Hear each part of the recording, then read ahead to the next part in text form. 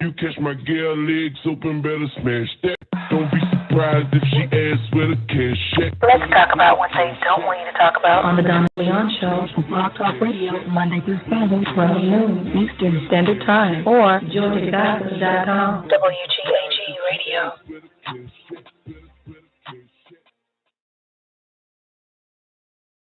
We certainly appreciate love it, Neff, man. Thank you so much. Y'all can tune in to Nefertiti Surviving the Game every Friday night. Yep. Yeah.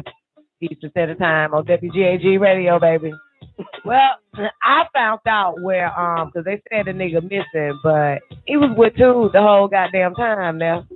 Is that right? He was with Tude? Yeah, because I find it interesting that Tude came up missing and Lamar came up missing at the same goddamn time, shouted. So I just went out and put the two together. I put two together. I said, goddamn, I asked Tude, I said, Tude, where the fuck you and Lamar been, nigga? Out there, Tude went on his drinking binge and Lamar went on his goddamn snorting binge. They both man.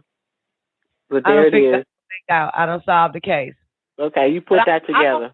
I will say this, though. I don't believe that the nigga is gone, like on some drug addiction.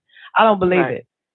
I don't believe it. I think that is right now what they want to do is destroy him. Because one thing I noticed about Caucasians, you know, if it's somebody they really care about, let's say whether or not they're a celebrity family or not, you wouldn't know about it.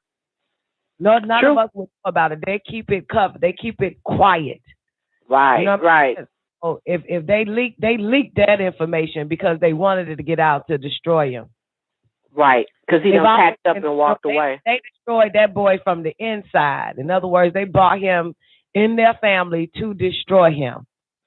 So that's how you know that this is all staged to defame him, destroy him, and all that type of shit. And I said that shit last week. I just want to put that on record. That right, because they leaked out that there was supposed to be some kind of intervention, and he rejected the intervention. Who does that? Yeah, you know, so, you know, this is what happens when you start rapping. It just never failed, man. I don't know why people think that that they one of the dogs. You're not one of the dogs. Eventually, you will become food for them. They will eat off of you. That's right. You. So, but that's his business. I don't give a fuck if the nigga cool or not. But that's what happens, man. Come on in, Babylon Don. Get my check. What's up, Don? What's up, Neff? What's going on, Babylon? Hey, I just thought I heard Don say the nigga wasn't no crackhead. Did I hear that, Don? Nah, I said he was on the crack bench. He was on his little bench with two. They was together. Oh, you know, that's right. Yeah.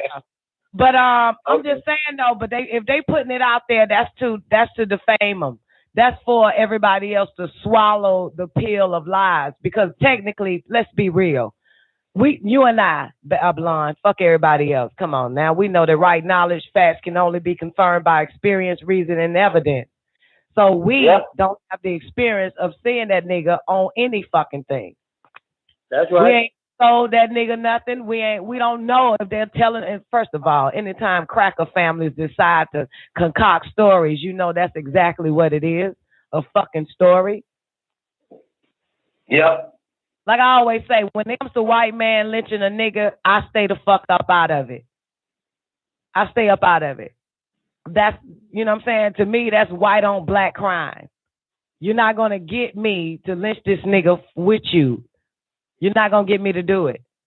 So I don't believe it. I think that they're out intentionally to destroy this nigga's name now. Right, they got everything they wanted from him. She got her shows and shit. It's like that's like they did Reggie Bush. They did the same thing to Reggie Bush when Kim had that nigga who played football when his time was up in New Orleans. I mean, they got a track record. He was a fool for ever stepping into that arena anyway. My view just a little bit different than that, though, because I don't really buy into them getting defamed and them trying. There's been enough niggas on the planet defamed. Niggas, I mean, other niggas that's outside of Hollywood aren't even affected by this shit. I mean, unless they fucking just straight up fucking stargazers. I mean, ain't nobody in their right mind really care whether Lamar Odom smoked crack or not. But before he ever met the bitch, he already had reported that he himself had been on crack. And they had to get him some intervention in the NBA before he even met that bitch. So she can't be blamed for that. Not to exonerate her, but then I never heard that one. You got me on that. I never heard that. Being a crackhead in the NBA, he had some problems even with the Lakers. He fell off. You sure you're not thinking of J.R. Ryder? No, I'm talking about Lamar Odom. I been knew he was a crackhead. Okay, now, then the other thing is that my different view is this right here. That I don't necessarily think that the media is actually all to blame for this. I think some of them niggas, now this may be hard for some people to grasp, I think that some of them niggas know when they sign the contract, know when they sign up, that in order to stay in the limelight, they gotta be painted a bad picture of. That's the only thing that sells. Just like sex sell, only thing that sells is crimes, drugs, rock and roll, evil. You know, if they were saying like Lamar Odom went out today and helped the old lady across the street, that one keeps him in the limelight. So in order to stay in the limelight and to stay relevant, they allow the media to do these things and say these things. And then they wind up looking like a lamb before the people. So I say that's the biggest fake left go right that you ever want to fucking see. That's how I see it. What I seen of the nigga was an introvert. You know what I'm saying? He's a nigga who kept to himself for the most part. He was an introvert. Now, you get with who you get with, and you end up what you end up with. You know what I'm saying? So that's the way the cookie crumbles for his ass. Period. Now, how these stories and all this shit that's coming out, he missing? Like, he ain't missing. The nigga not missing. He keeping it to himself. He ran away. He ran away from the three little bears. Right. He ran away from those socks. He didn't want to sleep in her bed anymore. Right. He ain't missing. Just left that broad. You know what I'm saying? I like what Fall Line is called Chloe though. Goddamn Viking. That shit is hilarious. That shit funny, guy. You know what, Neff? They staging it as this nigga left on some drugs and shit. But you're right. That nigga left he left from them. Yes. He got the fuck away from them. Yes. Yeah. Everybody want to believe that this nigga on some drug binge and shit. And they don't fucking tell it that this nigga got sick and tired of us white folks, that he ran away from us. There's a runaway slave now. If anybody knows about, please return our nigger back to the plantation. Exactly. He got Nicoleone done. He got what? Nicoleone. Yes, he got Nicoleone. Yes. Yup, he is. I'm looking at TMZ page. Every fucking article is Lamar's missing. Family is concerned. She's concerned. Oh, please. They're lying. That's the wanted poster. That's the one on every tree. Hell yeah. In every state, in every city, that's your wanted posters. Escape slaves. Yes. Find them. Bring them back. How does a 7-foot Nephilim NBA All-Star hide? Right. 3-time champion, 6th man of the year disappeared. Babylon, he hide in Egypt, in the ghetto. Where the niggas at? That's what he hide.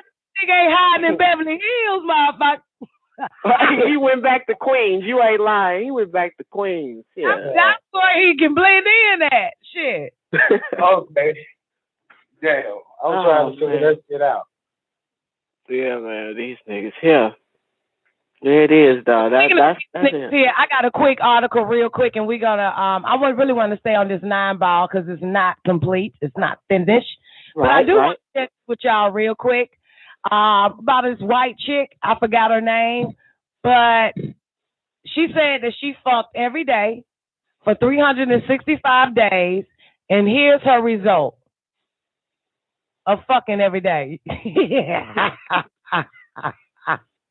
And then we'll get into the 9 ball. I had to. There's the link right there for everybody to grab a hold of, and I'll play it. It's on it's on today.com. You know the Today Show, the Today Show. Okay, here we go. Let me turn it up. And now to something that could be seen as a dream come true for some, for others maybe not so much. What happens when a woman sets out to have sex with her husband every day for an entire year? Well, Brittany Gibbons did just that. She wrote about her experience on her blog, Brittany herself. Good morning to you. Good morning. All right, first question, why? What were you trying to accomplish or figure out by having sex with your husband 365 days in a row? Wow. I know it's a really provocative thing, but, I think that right now, a lot of body image things are in the news. We have a lot of amazing women working to change things in high schools and in fashion and in public, but that doesn't really end at the bedroom. And for me, self-esteem issues weren't ending at the bedroom, so I moved it in. So here you've been married a long time, you've got 3 kids, and you felt like, I still don't feel comfortable with myself, with my husband, and you felt like that was hurting the relationship? I did. I mean, he would tell me amazing things, and in my head I would hear it, but my brain just wouldn't process it. And I sort of realized that a lot of it was up to me. Like, I had to sort of get in that place in order to really sort of enjoy it. So I worked on that. That's what I worked on for an entire year. So instead of avoiding sex because you didn't feel good about yourself, you really dove right into it. Same way I got over it for let's get practical for a few minutes. Sure. Here. Okay, so was it really 365 days in a row? It basically was. I mean, bearing travel, which I do, or like I had my gallbladder out. I mean, there are times when it just didn't happen. Right. But I mean, overall, yes. All right, you have 3 kids. How did you, first of all, just there's the matter of exhaustion, but then how did you find time? That was a huge problem to begin with. We have 3 small kids. We're exhausted. I'm exhausted now just talking about it, but it was, I'm not going to lie. If it was in the closet or the bathroom, it counted. So, and I heard you had kind of a creative way to keep the kids out of the room. You told them secret Santa Claus meetings. Yes. Wait, that's what you told them? We did. If it's important, they'll keep out. We told them we were meeting with Santa. They didn't want to interrupt it. White people always lying to their goddamn children, ain't they? Goddamn secret Santa Claus meeting. That's the most sick ass shit. That's fucking sick. Any presidents or anything. Okay, that is a brilliant thing right there. Works every time. Your husband, Andy, obviously a great sport to let you write about this and make this so public. Yes. We interviewed him. Here's what he said about the effect he felt it had on the relationship after this experience. Let's take a look. Now that I think the level of comfort has come together, it's a little bit more easier to find time and to want to find time. That's probably the biggest thing. Not just finding the time, but... Hey, Babylon. That's that shit. That's the key word right there. Remember on the 9 ball, how time, space, and matter is at the top of the circle and sex is at the bottom. And that's what people do. Use sex to take the time. Yep. That's it. Yeah, they use sex. So sex now has become at the top of of matter, time, and space. Yeah. So there's your time right there, that finding time and shit. Yep, that's what they are. That's their number one thing. All them psychologists and shit, looking Dr. Phil and them, you got to make time. You got to make time. Yep. That takes up the 9 mind. Because 9 is outside. The 9 mind is outside of the circle, but it's at the very top. And inside that circle is matter, space, and time, or time, matter, and space. Yeah. The time. So it really worked. It sounds like it really transformed the relationship. It really did. It took a while to get in a space where we both understood that it had to sort of be a self-esteem issue with myself. And he stopped being hurt that he thought he was not living up to his end of the bargain. And it worked out perfectly. There must have been times, though, when it did kind of feel like a chore. It did. And you want to know what? It wasn't so much, the act wasn't a chore. I would say that was the pleasure. But the chore was the feelings, just I'm like, great, now I get to go be uncomfortable in my skin for a period of time. And that was actually the chore, the burden of the emotional part. I'm dying to know what your friends and what his friends thought of this when they heard about it. My friends thought it was crazy. Now his friends, I think, are pretty excited to get their wives on board with it. I was going to say, your friends are probably thinking, gee, thanks for giving my husband all these ideas. Yes. But do you think it was worthwhile? I mean, is it something that you'd recommend to us if you feel like it was ultimately good for the relationship? I think the underlying message is very good, and it's that a lot of our self-esteem is our own responsibility. You know, we can only get so much from our partners and our friends in the media. We can only take so much of that in. A large part is changing how we see ourselves, and that's what this is about. That said, you're not going for another 365 days. I'm exhausted. Okay. That bitch say she exhausted now. You say, are you going to go for another 365 days? The bitch said, I'm exhausted. Now it's your turn to bring. Wait a minute, sorry. Meet the press on. That bitch said, that shit don't work no more. Nah, bitch, keep it going. Keep fucking going. And then right now, the bitch said, no, I'm exhausted. Right. Why stop now, bitch? Does she equate self-esteem with this? Did I hear self-esteem? Yes, she. Hey, did they say what kind of work she do? Hell no. Exactly. If that would have been a nigga, yeah. I bet her as a school teacher, a goddamn daycare keeper. She probably wanted, but I noticed that they showed a lot of her pictures with him back in the past, from their marriage pictures to the children pictures and all of that. But it looked like that bitch done tacked on about 140 pounds. That bitch done got fat as fuck. And when they showed the nigga, he all skinny and shit. He goddamn. She full of sperm and he fucking drank. Yeah. He's like, actually, you know, we just had to find time for it. That's some crazy shit, man. This is for white people, okay, y'all? So, you know, slap a black bitch and a nigga quick over this. You know, especially black bitches, because they in La La Land. I saw a white woman on Today's Show, honey. They said that, you know, she had sex every day. Let's try it to get our relationship back right. Yep. Whoever thought a goddamn nymphomaniac could get some praise in the fucking media? It's they media, so yeah, that would get praise. Like I said, it's on the fucking Today Show. Yeah. Don, didn't you say that a bride means a nymph? A bride, yes, bride means nymph. Short for nymphomaniac. There you go. She's a bride. She's a nympho. She's a nymph. Absolutely, and that's the number one foundation for women that are married is sex. Like either, you know what I'm saying, it's still based on sex. Like I gotta make sure he gets it.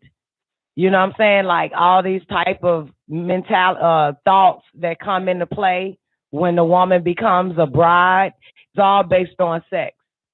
Yeah. You know, it's not based on nothing else. It's not based on, let me, you know, make sure that the house is clean or no shit like that. It's not like for them to be the perfect bride, aka wife, that means that they have to make sure that he gets what he wants by way of sex. And they think about this a lot because they don't know if he's not getting enough and what happens if another woman gets it.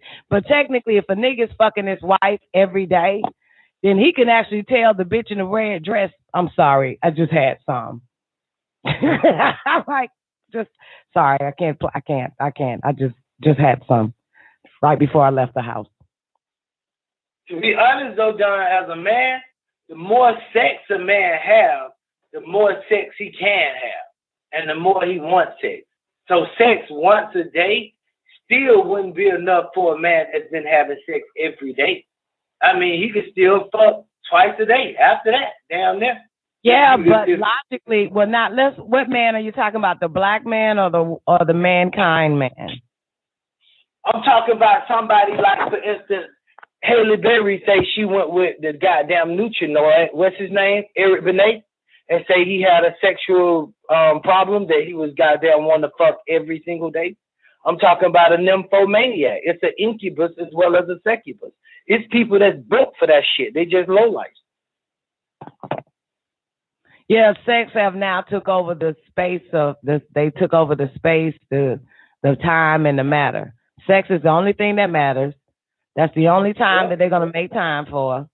And sex has taken over space. The bedroom. Yeah.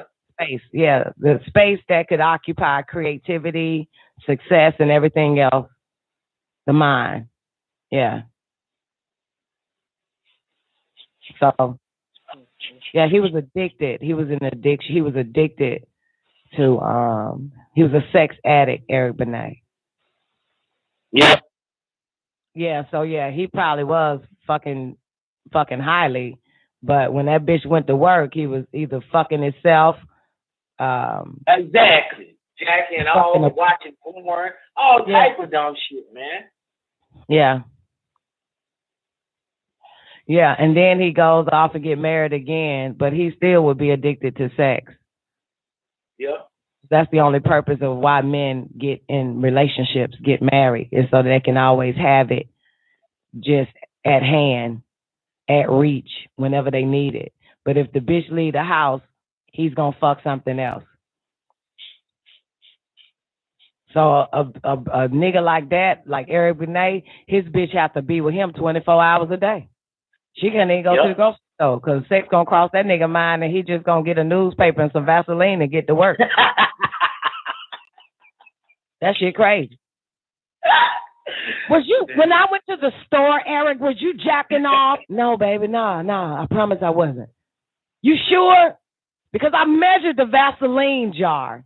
It's gotten a little lower now. Put a line across that motherfucker. Yeah, all them sex addicts like a motherfucker. They, as soon as bitch walk away, he back hard. Got to get it again. That's what sex addict is, ain't it? Yeah, absolutely, Don.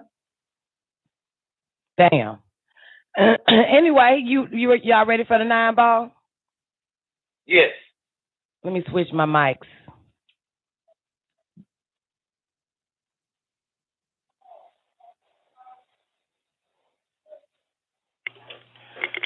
All right, I need a mic check. Can I get a mic check? Mic check. All right, we're in the building. Let's run it. Now I'm not sure. Like I don't know where the good part's at. So we'll just go to the beginning of the introduction to 9. Okay, which scroll you reading, Don? The 9 ball, boo. I know. I meant, well, you know, it's part 1. It's what, 1. I said the beginning. 1. Count 1. Okay, count 1. Okay, all right. We started in 3, right? We started in 3. Yeah, we did, and went to 2 for a minute, and then went to 1. But let's go to B. 9 reasons. Y'all want to go to B? 9 reasons because it goes back into the zodiac. What's A, Doris? I don't know what the fuck A is, man. I mean, you know what I'm saying? I just pulled it up, so I just want to get to the juices and potatoes, you know, the meat and the potatoes. Okay, let's do it. I don't know where A at. I'm sorry. My bad. Oops. I'm with it, Don. I'm gonna scroll all the way up to A. Shit, fuck it. Ain't no A. The nigga just say B. Oh, okay. Get it. B for beginning. B for the beginning. It say B, 9 reasons. So basically, I'm at 15. B, 9 reasons. Show us a person or a race who has lost his or her ability to reason soundly. No, let's go up. This should be. I'm gonna change this shit to the introduction to 9. Okay, so basically, the purpose of the 9 ball is liberation information for the woolly hair people called the Ethiopian race. We, the scientists of the Ethiopian race, know that whatever Ethiopians do for successful liberation must be done intelligently, meaning the steps we take must be reasonable and practical. All people with genuinely woolly hair by nature are in the Ethiopian race. Okay? We clear on that? All right? Which would make sense. And the Ethiopian race everywhere is the being we are most concerned about here. Okay? The Ethiopian race is everywhere. Everybody got nappy hair. Not only because we are part of the Ethiopian race, but also because we find our race in the lowest position of all the races. And this is because our race has the least correct information, which is another way of saying the least correct knowledge. We are clear on that. That's why we're at the bottom, because we got wrong knowledge. That's right. Incorrect information. We, the Ethiopian scientists, know that a person or race's physical position among others indicate his or her mental position among others. Therefore, since our race holds the lowest position on the races on orb Earth, this means that our mental position is lowest. And until our mental position rises, we as a race cannot raise our physical status. He's talking about the mental position. Yes. Right? Yep. Not financial. Let's not go there yet. Right. The elevator of our mental status is non-knowledge. The elevator of our mental status is non-knowledge. And the non-knowledge needed at this time is liberation, information. For Ethiopians are now in captivity, mentally and physically, to alien forces and adverse forces.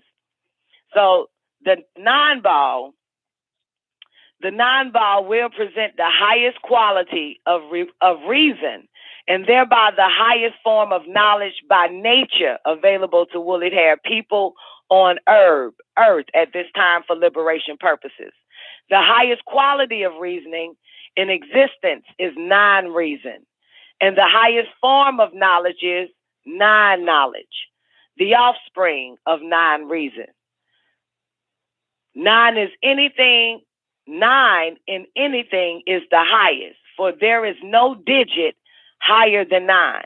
9 is the origin of the Ethiopian race, and 9 is the sons of the universes, including the sun of our solar system. The only way one can tap the living mind of nature is with non-reason. Too much stress has been put on the physical by Ethiopian organizations, and not nearly enough on the mental is why we have not progressed properly toward liberation. For real liberation is mental as well as physical separation from adverse forces. And the mental separation comes first. Mental separation comes first. That shit strong, ain't it? Yes, absolutely. You got to read that again. Too much stress has been put on the physical by Ethiopian organizations, and not nearly enough on the mental is why we have not progressed properly towards liberation.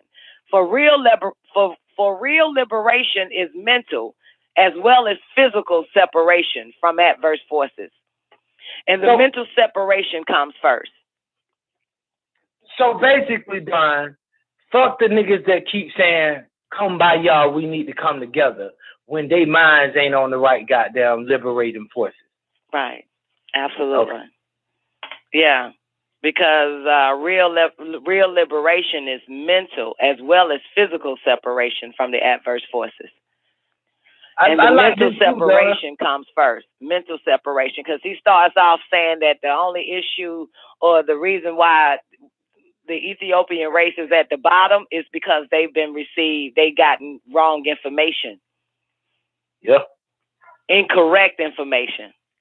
And that's why it keeps the Ethiopian race, those from all around the world with woolly hair, at the bottom, because you've been fed wrong information. So we got to separate from the adverse forces mentally first. That's the only way we could ever come together. As long as we in the adverse forces mentally, we can never come together. Right. And there is no such thing as a successful physical liberation without first having a mental liberation. So so ain't no need for us to, let's just say, I bought some land, let us all come live on it. Let's separate ourselves physically from these motherfuckers. But before that can even happen, there is no such thing as a successful physical liberation without first having a mental liberation. And mental liberation is based on receiving the right information or correct information first. Mm-hmm. What he said about separation from adverse forces, Don? You read a part about that. That's what it is.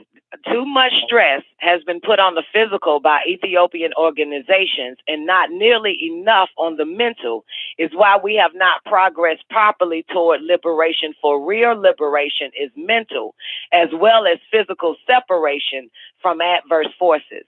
And the mental separation comes first. Damn. So for real liberation is mental as well as physical separation from adverse forces. So in order to separate yourself physically from adverse forces, you need real liberation from the mental. That's right. The mind has to be liberated first. One last thing, Don. He keep mentioning liberation knowledge, liberation information, our information. I think that's very beautiful because so many times am I hearing know thyself bullshit. That's not liberation information. No. Yeah, so it's a big difference in liberation information and fucking know thyself bullshit. I just want to point that out. Yeah. I know agree. some know thyselfers out there. Knowledge of self. When we achieve mental liberation, then physical liberation will come natural. In the rate of the Ethiopians make effort in accord with non-knowledge. That is liberation information. So in other words, the physical comes natural anyway. Ain't no trying, ain't no getting on a loud fucking horn, ain't none of that. Trying to, blow your, getting on a loud microphone and shit and say, now it's time to come together. No, it comes natural. Something that happens naturally because non-ether beings are of the highest, the highest form of nature. Yeah. Yeah, so anything, we're the heir to the natural or to nature's resources and riches and everything else that nature provides. We're at the top of that. So, yeah, it would make sense that the physical would it'll come natural, physical unity. So free your mind and the rest will follow. Don't be colorblind. Don't be so shallow. That's right. Don't be blind to your own race, motherfucker. That's right, man. That's what I'm doing. 6, the Ethiopian race is confined. Oh, shit. The Ethiopian race is confined in a prison of alien culture and buried in a grave of adverse ignorance. And this alone is enough to keep woolly-haired people in captivity to enemy forces. So the 9-ball are designed to help destroy the mental grave and prison limitations on the mind of Ethiopians that we will liberate from those who will keep us captive. The mental process is the road to liberation, and that mental process may scientifically be called mental liberation. That's the purpose of the 9-ball. We Ethiopian scientists do not expect all woolly-haired people to be receptive to non-reason and non-knowledge. All right, Babylon? That's right, dog. Okay, we can't expect them now, so don't be trying to fucking goddamn spend your time typing to these Negroes. We can't expect all of them to be receptive to this non-reason, to this non-knowledge, boo.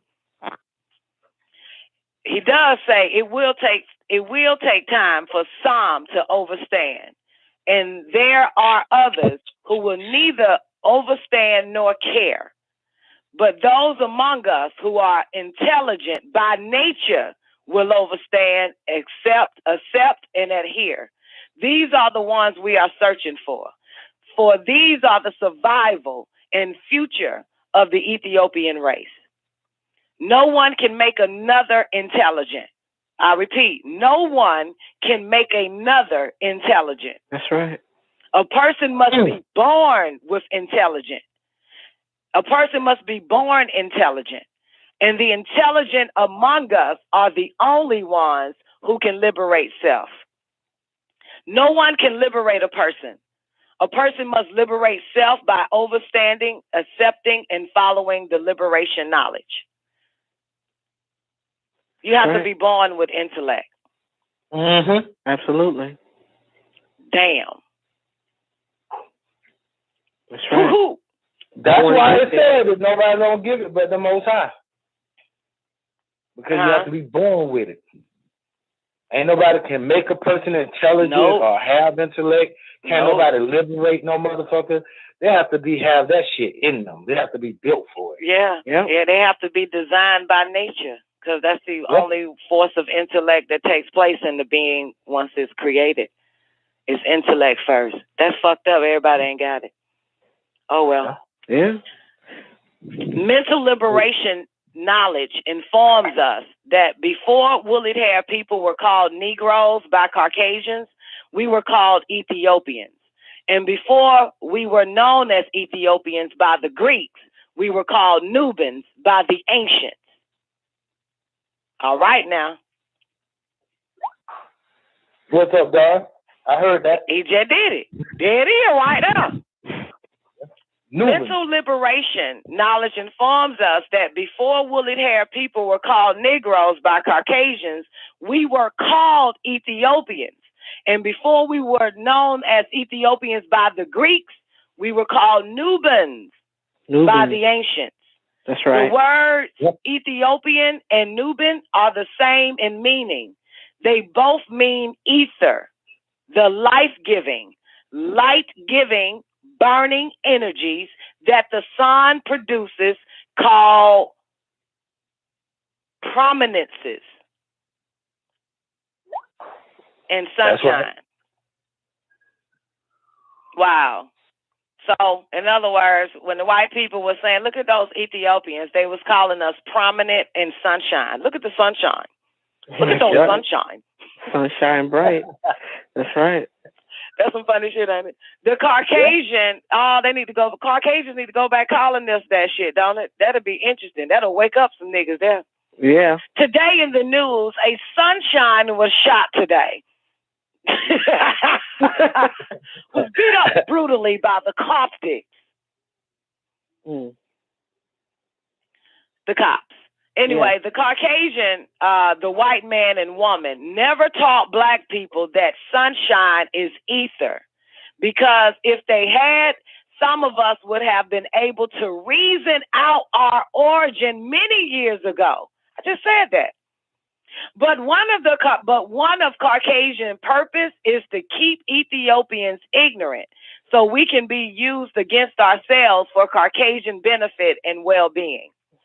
Remember, when we say Ethiopian, we are not referring only to woolly-haired people born in the state of Africa known as Ethiopia, but woolly-haired people wherever they are, namely all people in the Ethiopian race. The root of the word Ethiopian is the word ether, and it means our origin is the sun, because the sun is 9, and 9 ether sun produces the Ethiopian race. The Nubans. Oh, I need 8. I need page 8. That sucks. Give me 1 second. That sucks. Hold on. I need 8.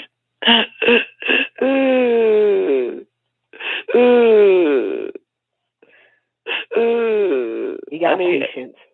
Okay, well, we don't have 8. Y'all gotta give me a minute. I gotta grab 8. But so we'll just keep going. We'll go to 9. The blackness that the Caucasian gets by bathing or basking in the sun is temporary. For as soon as he or she quits basking, that person starts getting paler. But it is different when the Ethiopian or blackness is inherent from the sun. That is, our being the sun's or original offspring, our being the sun's original offspring, he empowered us Ethiopians with the same powers that he has, the power to be black and produce black offspring. In other words, our skin is black because, like the sun, we Ethiopians have in our reproductive system a marrow of our bones, what called the sun heat genes. That's what we have in our bones, bone marrow, called the sun heat genes. And these sun heat genes become part of the blood and they emanate outward to the skin. And our sun heat genes burn the skin black. The more sun heat genes one has, the blacker that person will be.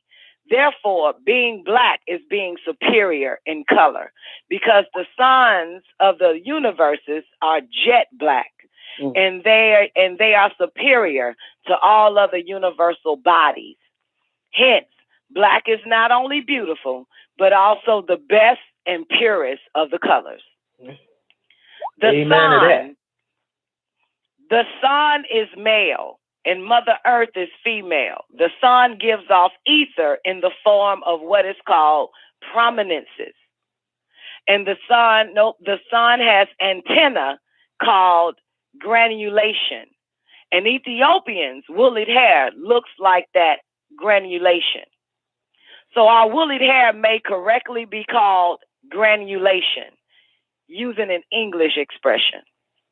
If one puts a straight strand of hair closer and closer to a fire, that strand of hair will granulate. That is, ball up because of the potency of the heat. The Ethiopian carries his or her sun within, and we appeared on the planet Earth at a time when no other race could survive in the Earth's atmosphere, because just after creation, the atmosphere was too dense and potent for the weakness of human beings called mankind. Mankind is all peoples with straight hair by nature. The Ethiopian became identified with mankind down through evolution. Did we get that?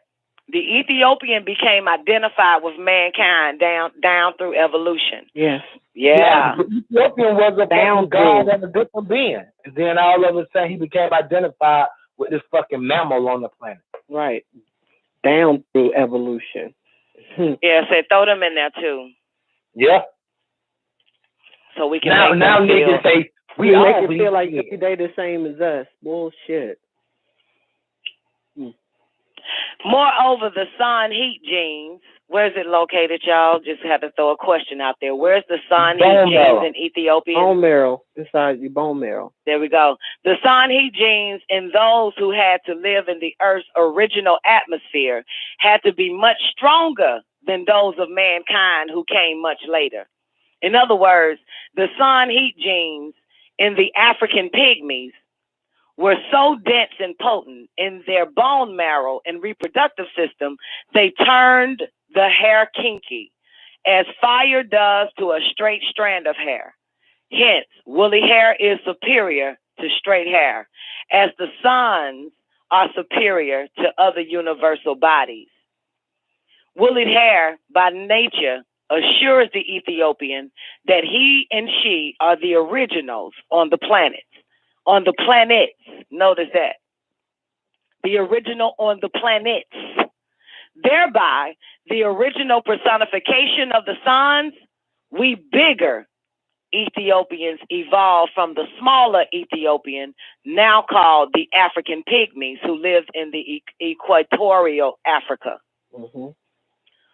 We reiterate, the only people who could survive in the Earth's original dense and hot atmosphere just after the fire or the fiery creation was those who had sun heat genes within so strong that they would kink their hair, that they would kink the hair. And those people were our ancestors, the African pygmies. Black skin is sun skin and woolly hair is sun hair. Right. The sun is 9 and 9 is the ball. Ooh, y'all heard that shit? Yeah. The sun is 9 and 9 is the ball, which may conveniently be drawn as the circle. In ancient times, the African pygmy was called Ta and worshipped as the personification of the original creator. The pygmies are from the sun, and we are from the pygmies. And this means we bigger Ethiopians are the sun too. We are evolutionary Ta. Mother Earth gave birth to our ancestors, the African pygmies, from the source of the Nile on the equator in Africa. The eggs of Mother Earth in the source of the Nile River was impregnated by 9 ether rays from Father Sun, the nine power. Like the sun, woolly hair symbolizes potency, life, and originality. The Ethiopian is the only one of the races who grows his or her crown by nature. Woolly hair stands up like a crown, and this makes the Ethiopian the natural king and queen of the universes by nature. This is beyond the planet Earth, niggas. Universe, right? Ethiopian is the natural king and queen of the universes by nature. This is a brief introduction to nine, Ethiopian, and nine is your own woolly-haired self. Shall we continue? Back to where I started. B. Hey, Josh, could you read that part again about nine is the sun? Okay. I just wanted to say that's the true evolution right there. Our story of evolution. You prefer me to just start over to 14? No, John. I just want to hear that one sentence. The sun is 9. Is that the one? Black skin is the sun. Wait, no, black skin is the 9 and something is the ball. Okay, yeah, the sun is 9 and 9 is the ball, which may conveniently be drawn as the circle. Okay, I just wanted to make sure I heard that right. Mm-hmm. Sun is 9 is the ball. There it is. I love the story of the true evolution of the eggs of the Mother Earth in the water and how it is seeded by the rays of the ether from the sun. True evolution. Yeah. That's why they don't know where we come from. That's why they can't never explain it. That's why he ended up throwing niggas into the evolution of mankind. Right. Yeah.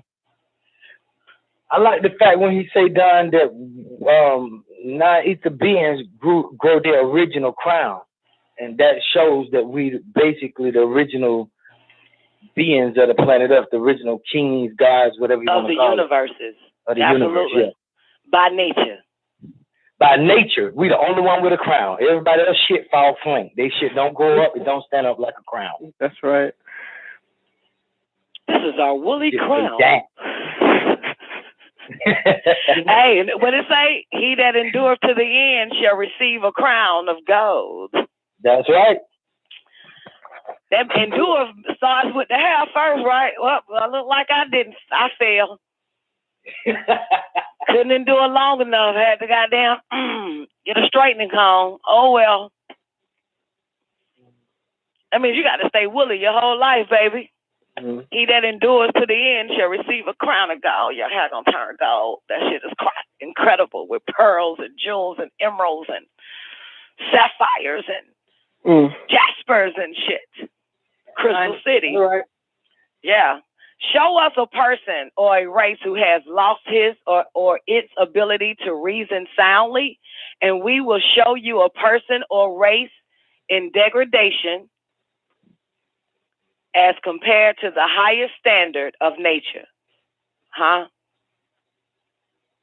Read that again. Show us a person or race who has lost his or her. No.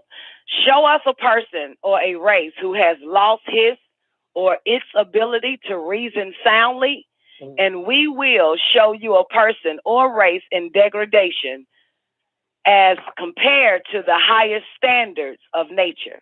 Yes. Yeah. Yes. Yeah. Who lost his ability to reason soundly. There are 7 senses: seeing, feeling, tasting, hearing, smelling, thinking, and reasoning.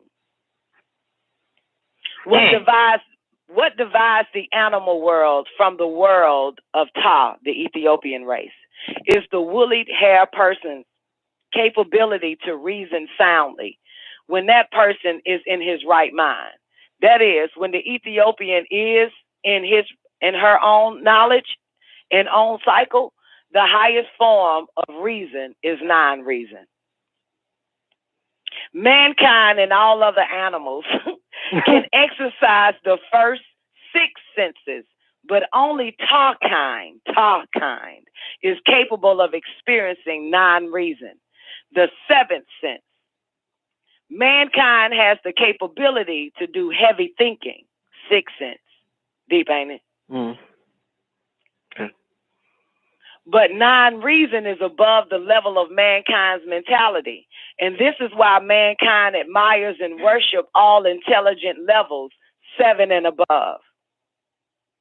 Mankind intelligence stops at 6 because the mentality of the animal ranges from 0 to 6. Mankind is the head and king of the animal world. The animal world is the zodiac in flesh and blood. The word zodiac means existence and unity of animals. Stop it, Dr. York. You just said some shit there. Zodiac means, let's put this down, let's write this in our books. The word zodiac means existence and unity of animals. That's why all that shit look like an animal in the zodiac. Bull, crab, fish. Yeah. Ain't it? Yeah, dog. The king of fucking beasts. That's right. A fucking Leviathan. Horses and shit. Yeah. Goats and shit. Got goats and shit. This makes perfect sense. Scorpion and lions and shit. Good God. The king is the king of animals, y'all. And you see, we watched that video, dog, that Nuff put forth about sex becoming extinct, how his ass was goddamn mixing himself with crabs and spiders, scorpions and shit. You're a fucking animal. So true. 17. Thinking is the straight line mental process of the chemicals of brain matter, whereas reasoning is the circle mental process. Holla, this is too much. Thinking is 6 ether, reasoning is 9 ether, is basically what he's saying.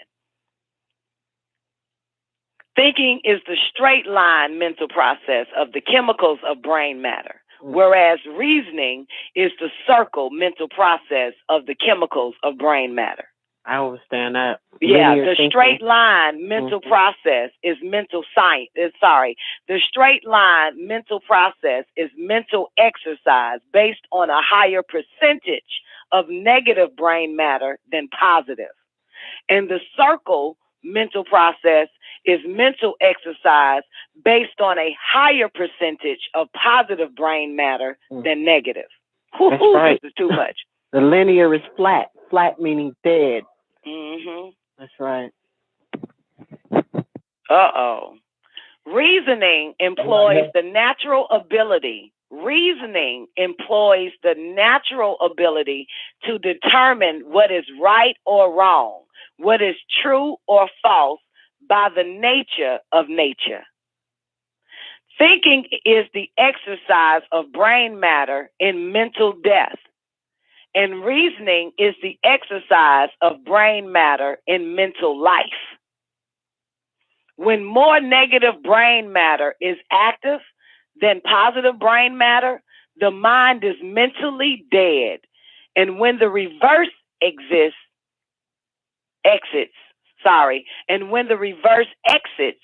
the mind is mentally alive. So when thinking exits, the mind is mentally alive. This is strong. Yes. Reasoning is thinking above the animal level. Non-reason is the highest form of mental process. Non-reason is the mind of the original creator, the true stars, the suns. Non-reason is the elevator of the Ethiopian minds. And knowledge and non-knowledge, the knowledge that the non-reason produces, is the liberator of our minds, and vice versa. A person sees, hears, feels, tastes, and smells with his or her mind via the nerve system, which is the network and tentacles of the brain. So when the Ethiopian race lost its ability to reason soundly by way of the evolutionary forces, servitude was inevitable. Leviathan, the zodiac, is the evolutionary forces. Shall I read that part again? Yes. Yes, Don. I'm muted, but I'm when the Ethiopian race lost its ability to reason soundly by way of the evolutionary forces, servitude was inevitable. Leviathan, the Zodiac, is the evolutionary forces. So Leviathan, the Zodiac, is the evolutionary forces. Zodiac, that's right. Yeah, my bad, Zodiac. So when the Ethiopian race... When the Ethiopian race lost its ability to reason soundly by way of the evolutionary forces, servitude was inevitable.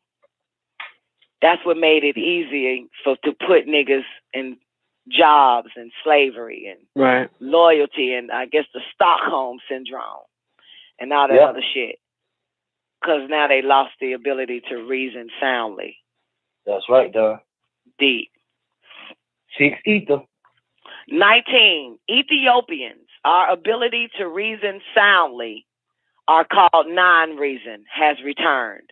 And non-reason is the emancipator because it determines for us what is right or wrong, true or false, and thereby provides the correct information necessary for our liberation guidance. Only those who can reason ninely. He put an L-Y at the end of that shit. Only those who can reason ninely and those who can overstand and follow non-reasoning will survive World War III.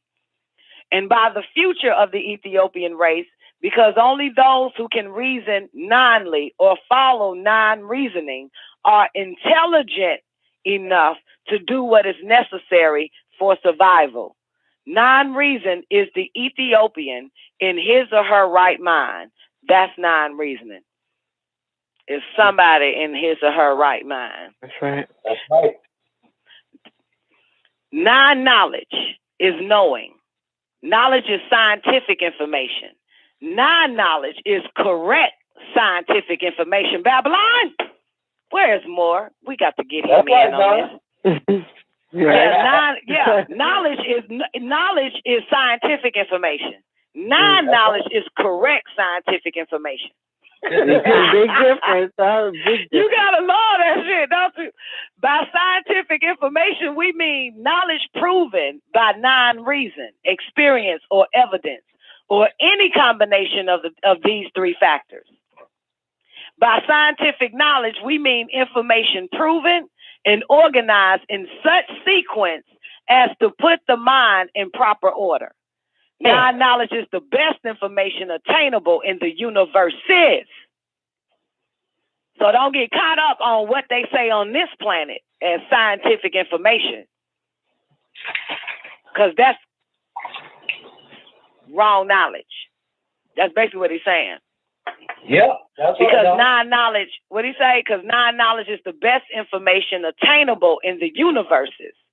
This shit just debunked everybody. When you start listening to it, the shit don't even make sense. When you listen to these today scientists, it really doesn't make sense. And yesterday scientists too. Yeah, it doesn't make sense. Like there's no logic when you start, like you said, logic and sound right reasoning. Always ask the simplest questions, and the shit just never adds up. I'm starting to see that clearly. Right. 5 on it says 6 ether works on theory. Mm-hmm. That's right. Theory, be it theological or theoretics. It can be biblical or they fake ass science. Theory is theological or theoretically. Both of them. Theories. Still theories. Theos. Myth. God. Non-knowledge. Oh, and for the record, their God is dead. Just found that out. What there? Their God is dead. Oh, damn. That's right. Non-knowledge. Yeah, he dead. Non-knowledge is the leader and liberator and elevator of the Ethiopian race. All woolly-haired people who have the ability to overstand non-knowledge and adhere to it, basically. That's why non-knowledge is the leader and the liberator and the elevator of the Ethiopian race. So basically it has nothing to do with a physical being. as the leader and the liberator. This is the issue that Negroes have today. They're looking for the leader, and it's basically natural forces, non-ether forces. Non-knowledge is the leader and the liberator and the elevator of the Ethiopian race. Just wanted to repeat that a few times. Non-knowledge is the Ethiopian knowledge by nature, composed and disclosed by Ethiopians, that is, woolly hair people. One of the major enemies of the Ethiopian race, guess what it is? What's that? What is it? Ignorance. There it is. That's right. Ignorance is one of the major enemies of the Ethiopian race. The words Cain, C-A-I-N, and Negro spell the word ignorance. It sure do. Look at the word ignorance. Type the word ignorance in the chat room. Ignorance. And you can get the word Negro, Negro, from ignorance, and the word Cain from that motherfucker. Look at it. Yeah, you get the word Negro and the word ignorance. I can see it, though. I can see it. And you get Cain. Look at Antichrist. What the fuck? That's some big shit, ain't it? Yeah. Yeah, you can pull them two words out. We used to do that in school. Remember how many words you can make out of one word? You can get out of one word. Let's keep going. How many words can you get out of ignorance? Those are two. What else we can get out of that shit? Ignore. And no. The word, yeah, N-O. Ran. Yeah. Or. No, yeah. Race. Oh, shit, we get race out that bitch. Yep. Damn. There it is. Rancid is something goddamn spoiled. Got none. None. Mm-hmm. Wow. Wow, you get a lot out of that. Oh, egg is a word, dog. I don't know if it's slang, but egg is a word. Like niggas say, stop egging me. That wouldn't work on the worksheet. You'll get an answer like that if we were in school. Miss Griswold would say no. No, little Babylon, that is incorrect. The word Cain and Negro spell the word ignorance because Cain, which is short for Caucasian, the white man. Ooh, Dr. York just did some shit right there. Cain, is short for Caucasian. Because Cain, Caucasian, produced ignorance and created the mental dependent called Negro. Deep, ain't it? The enemy of an intelligent mind is ignorance. Therefore, non-knowledge provides the mental strength necessary to fight off this natural foe and help prepare a protective defense against it. Boom. Deep, ain't it? Shall I go back and say that again now? Boom. Yes. Damn. That is your y'all liberation. get it first, and then I get it second because I'm reading it. So when I hear the that means I might need to read that again for myself. I missed that. That just took me to liberation and what salvation is. Go ahead on. And that is what now? Salvation is the ability to keep those forces off of you. Mm-hmm. Okay? Once you have the liberation of the mind to consistently keep them off of you, that is salvation. No, God damn it. Wow. I'll read it back. Yes. The words Cain and Negro spelled the word ignorance. Because Cain, which is short for Caucasian, the white man, produced ignorance and created the mental dependent called Negro. The enemy of an intelligent mind is ignorance. Therefore, non-knowledge provides the mental strength necessary to fight off this natural foe and help prepare a protective defense against it. Yeah. Yeah. Universal and natural knowledge, to be known as non-knowledge, is the resurrector of the mental dead, called Negroes.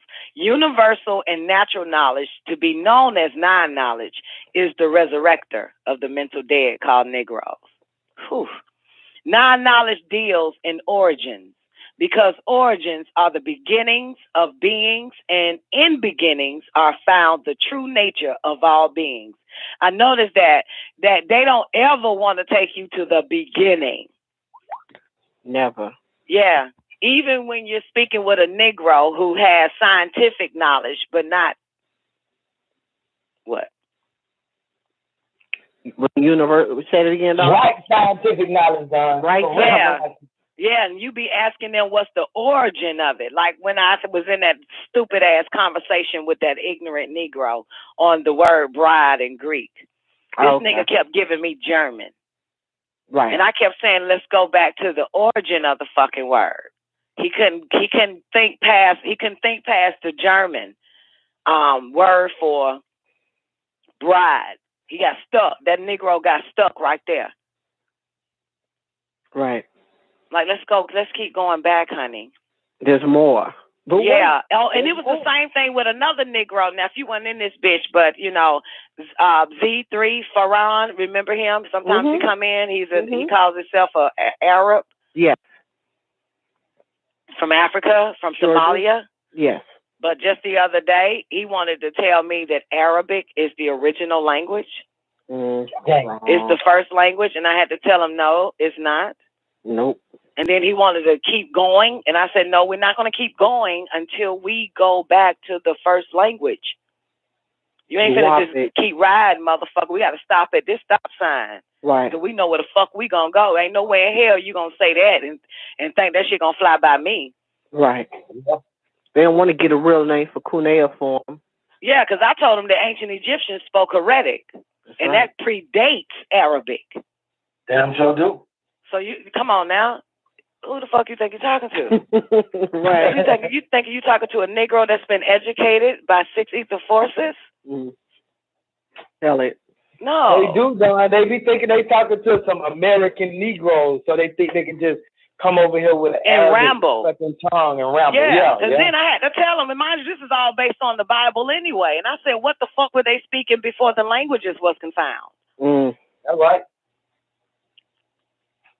That's right. Yeah, and then I said, and Jesus didn't even speak Arabic or Hebrew. He spoke Galilean. That's right. So you don't want to dance with me. Yeah. I'm a different breed. And by the way, the word cuneiform is Greek, and the real word for cuneiform, because that just describes the script, wedge-shaped. Wedge-shaped, absolutely. The real word is Nuwapic. Nuwapic. The real language they were speaking is Nuwapic. That's the name of the language. It is. Yeah, they just describe the language because they so stupid. Like they describe a motherfucker that crossed over something. Yeah. Like, if you cross over the threshold every time, if you cross over the threshold, you are automatically a Hebrew. Hebrew, right? Whatever you cross, if you cross the street, motherfucker, you're a Hebrew. Right. To cross over. That's right. These motherfuckers will be naming shit based off of what they see, not what they know. Yeah. Which is correct, which is incorrect information. You gotta love it. Where are we?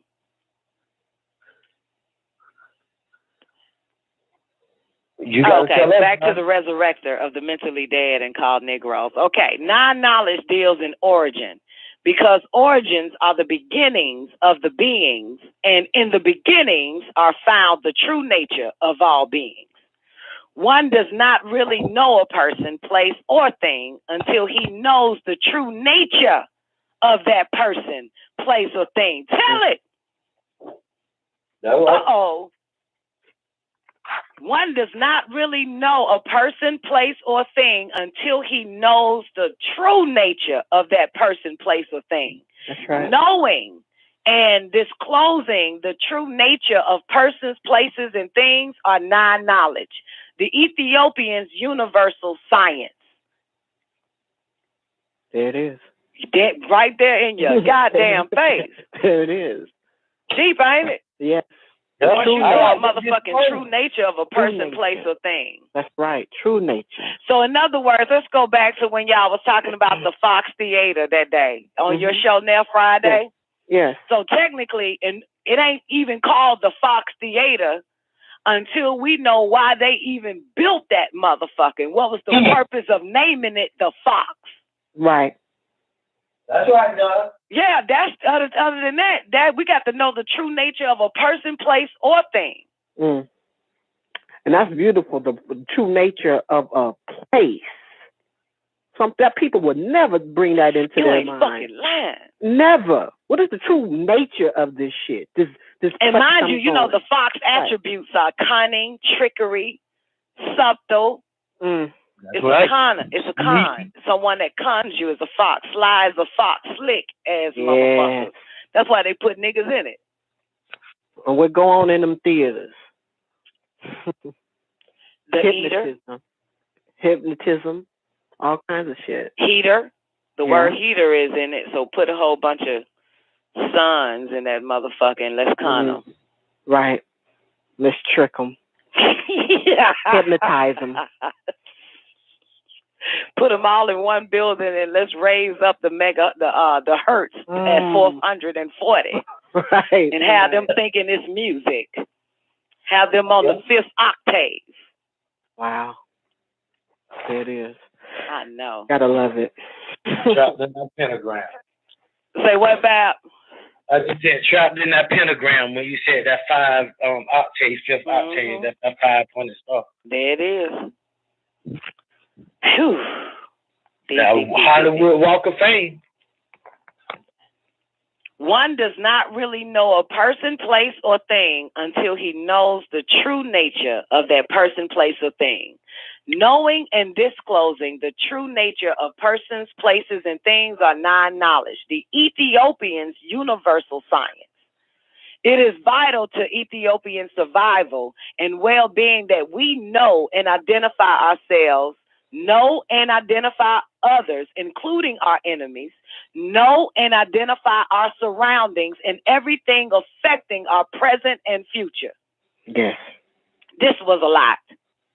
It is vital to Ethiopian survival and well-being that we know and identify ourselves, know and identify others, including our enemies, know and identify our surroundings and everything affecting our present and future. The non-ball will provide us with this survival and liberation information. Knowledge is correct information. Knowledge is correct information. Wisdom is knowing how, where, and when to use knowledge. Therefore, it is the correct use of knowledge, and overstanding is the receiving of knowledge via the senses, and is the unity of knowledge and wisdom. Overstanding is also the unity of knowledge and wisdom. Yes. Hence, knowledge, wisdom, and overstanding are our road to liberation. Knowledge, wisdom, and overstandings are the definition to the Ethiopian universal science, Nuwapu. Just as, this fucks up everybody, right? Because mind you, this shit was written in 1967, motherfucker. Right. Nuwapu.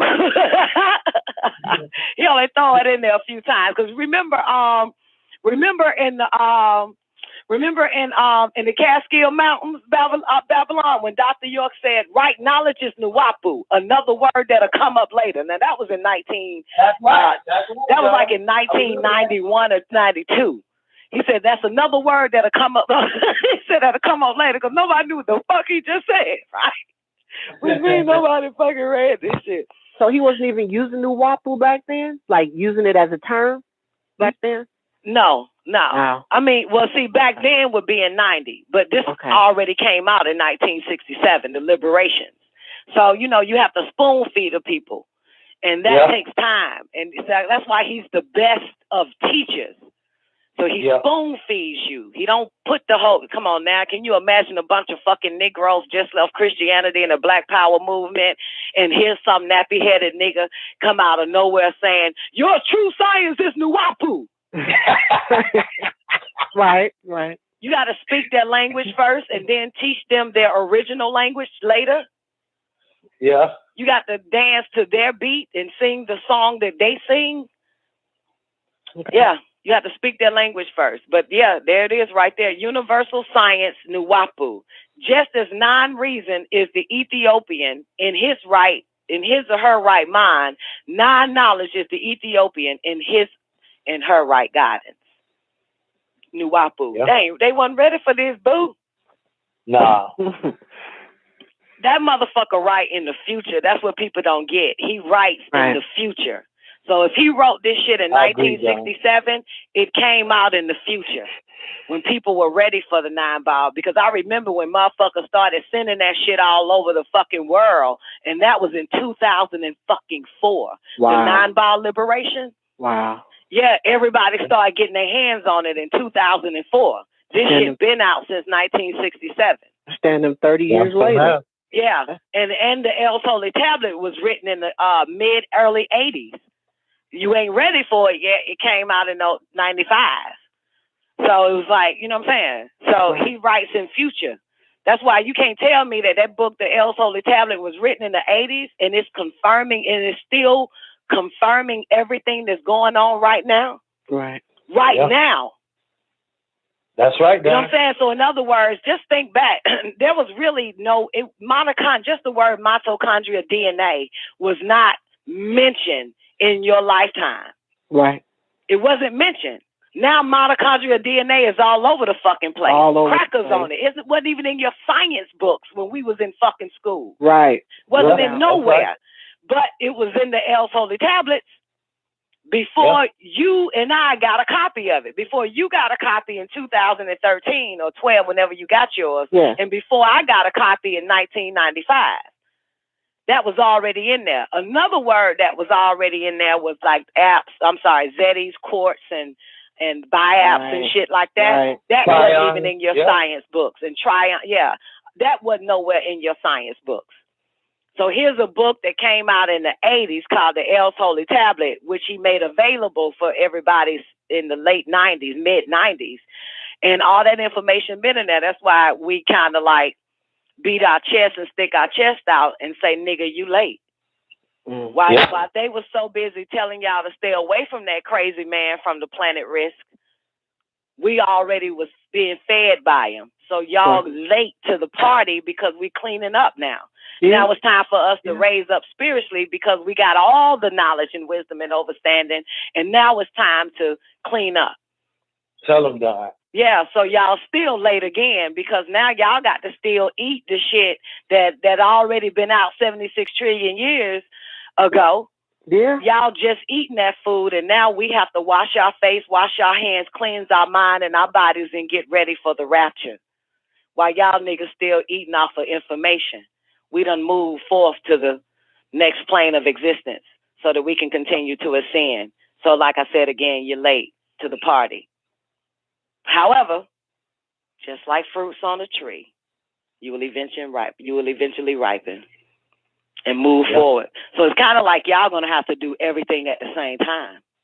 You're going to have to raise up plus receive this information, Nuwapu, so you can break the spell. You're going to have to start breaking the spell of person, placing the things, still knowing your Nuwapu, your right knowledge, right wisdom, still doing all that fucking shit and still cutting away illusions. You have to encompass a lot more. Yeah. No doubt. No doubt about that. Right. Absolutely. Yeah. A major DNA explosion, goddamn. Yeah. And y'all gonna have them faster than we had them. It's a beautiful awakening. They're gonna go out back to back. And then y'all got y'all telepathy intact. So which means that y'all got to still master your 4 higher senses, make sure that voice is not low anymore. That there ain't a little voice that say, don't do this or go left or go right or stay at home. Y'all better make sure y'all get closer and closer to that voice while y'all still striving to obtain some correct information called knowledge. It's a lot. It's like Wow. washing your ass. It's like getting in the shower, washing your ass, and getting dressed inside the shower. Hey, better be able to multitask, motherfuckers. I know I can. Better be ready to multitask. That's what that shit is, yeah. Because this is some interesting shit. Where are we? Because I got a pee. I have to pee. I have to pee every day for 365 days to help my self-esteem. Right.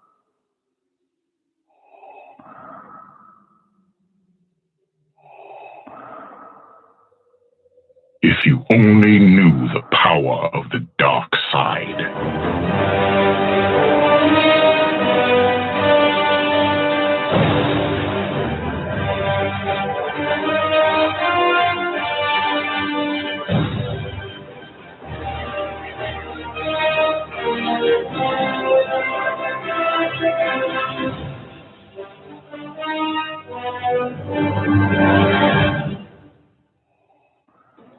There are relics that predate the universe itself. What lies within her appears to be one of them. The 9 realms are not eternal. They had a dawn as they will have a dusk. But before that dawn, the baddest bitch in El Kuluwm reigned absolute and unchallenged. Dawn, Nicoleone, made a weapon out of that darkness, and it was called the ether. While the other relics often appear as stones, the baddest bitch in El Kuluwm is fluid and ever-changing. It changes matter into dark matter. It seeks out host bodies, drawing strength from their life force. Dawn, Nicoleone, sought to use the ether's power to return the universe to one of darkness. Darkness. Darkness.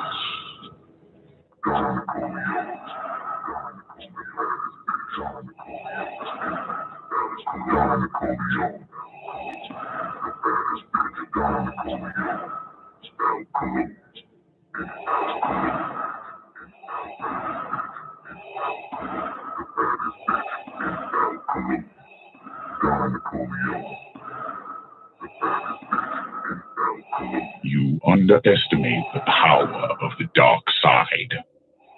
Your powers are weak. Long before the birth of light, there was darkness. And from that darkness came the baddest bitch in El Kuluwm. Millennia ago, the most ruthless of their kind, Dawn, Nicoleone, sought to transform our universe back into one of eternal night. Such evil was possible through the power of the ether, an ancient force of infinite destruction. You underestimate the power of the dark side. Your powers are weak.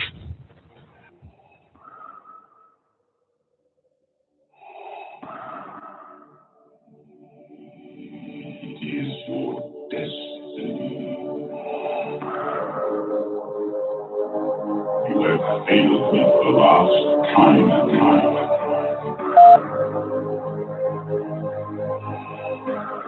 Your weakness.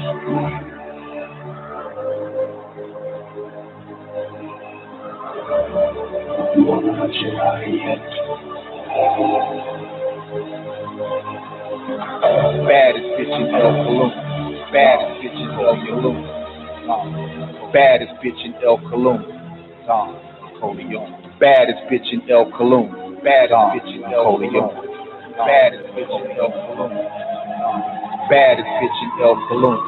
Dawn, baddest bitch in El Kuluwm. Dawn, Nicoleone.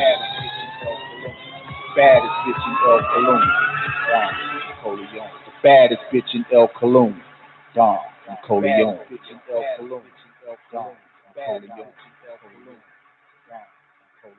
You cannot escape destiny. Accept your fate. You are beaten. Yeah, the darkness is once again visible, niggas.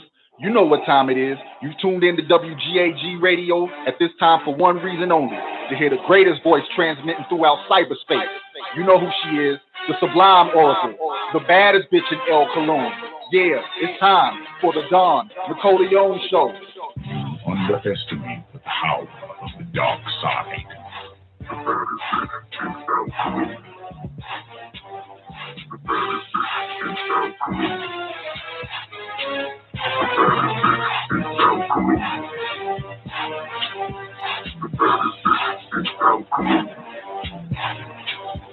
Don Nicoleone, Don Nicoleone, Don Nicoleone,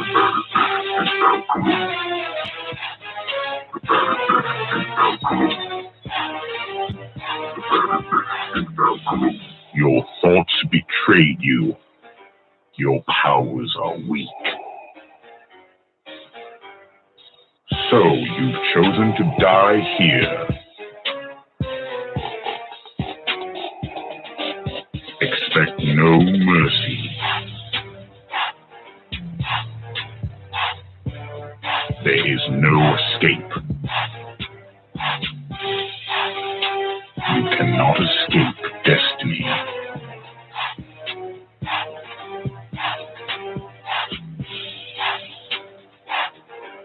Accept your fate.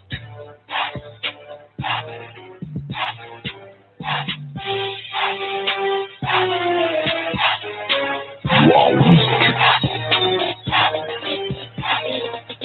I will destroy you. Triple darkness is your destiny. Do not fight your fate.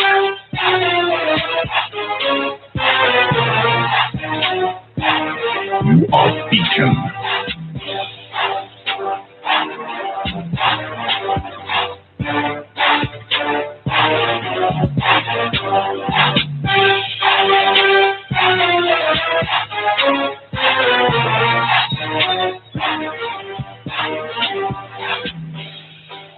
You have wasted my time.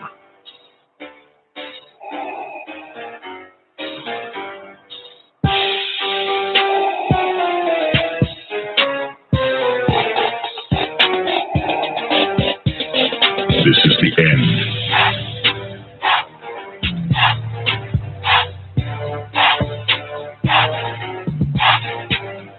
You have yet to master the way of the Force.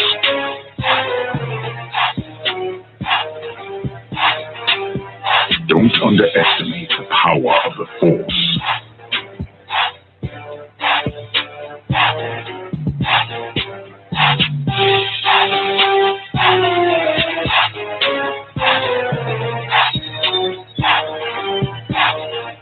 Give yourself to the dark side.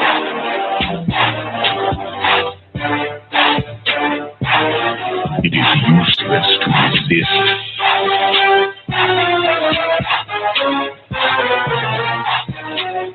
Do not resist.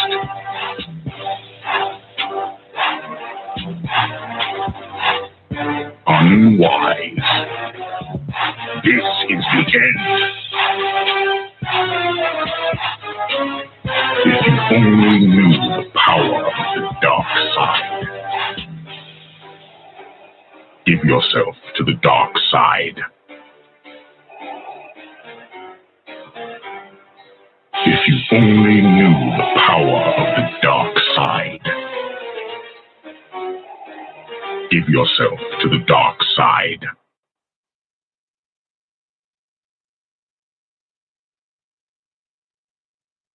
Do you now understand the power of the dark side?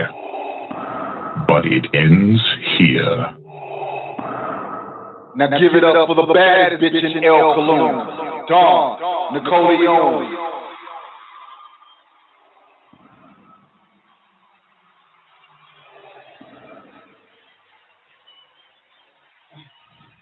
You know, it's like that, being the baddest bitch in El Kuluwm. And sometimes, just because you're the baddest bitch in the El Kuluwm, you might just wanna masturbate to the affirmation.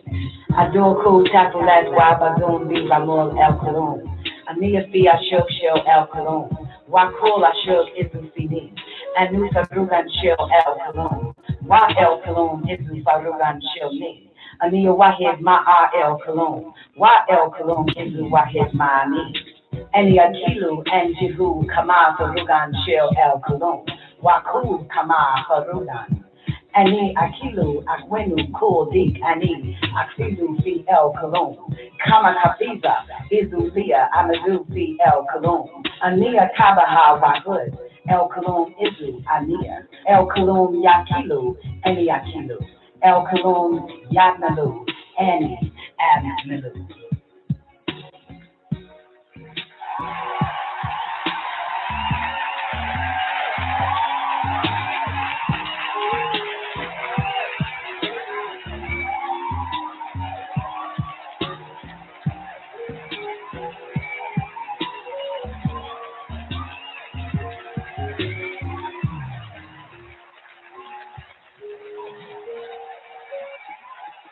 I am in the love of the all, and all love is in me.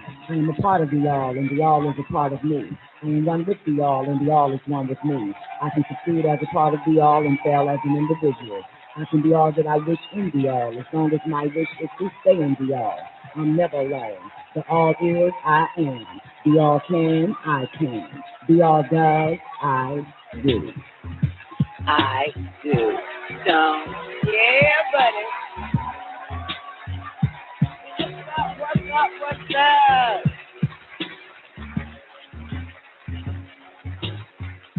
All right, baby man. It's a beautiful day in Zamunda. You are officially tuned in to the Nicoleone Show. I hope y'all enjoyed that first hour introduction to 9. I was just thinking about you, Twank Star. Great day. I swear, like 2 seconds ago. Great day, Twanky.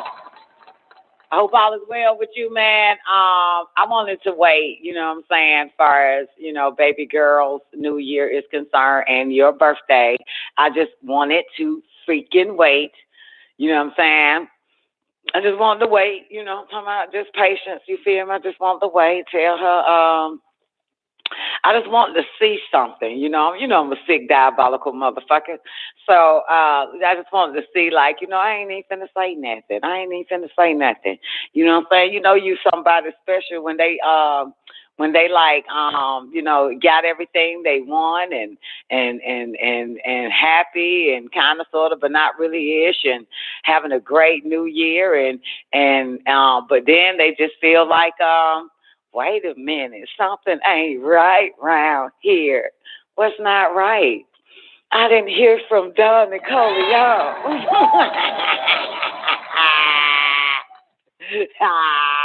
Something missing.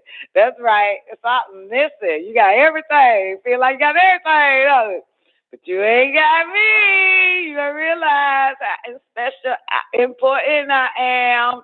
So, yeah, tell her I just wanted to wait, you know what I'm saying? Saw all the pics and shit, and, you know, her little life, her little new day and new year and shit, and little midgets her age and shit all over there, and, you know, just having a great time. And she like, this still ain't it. Where is Don Nicoleone?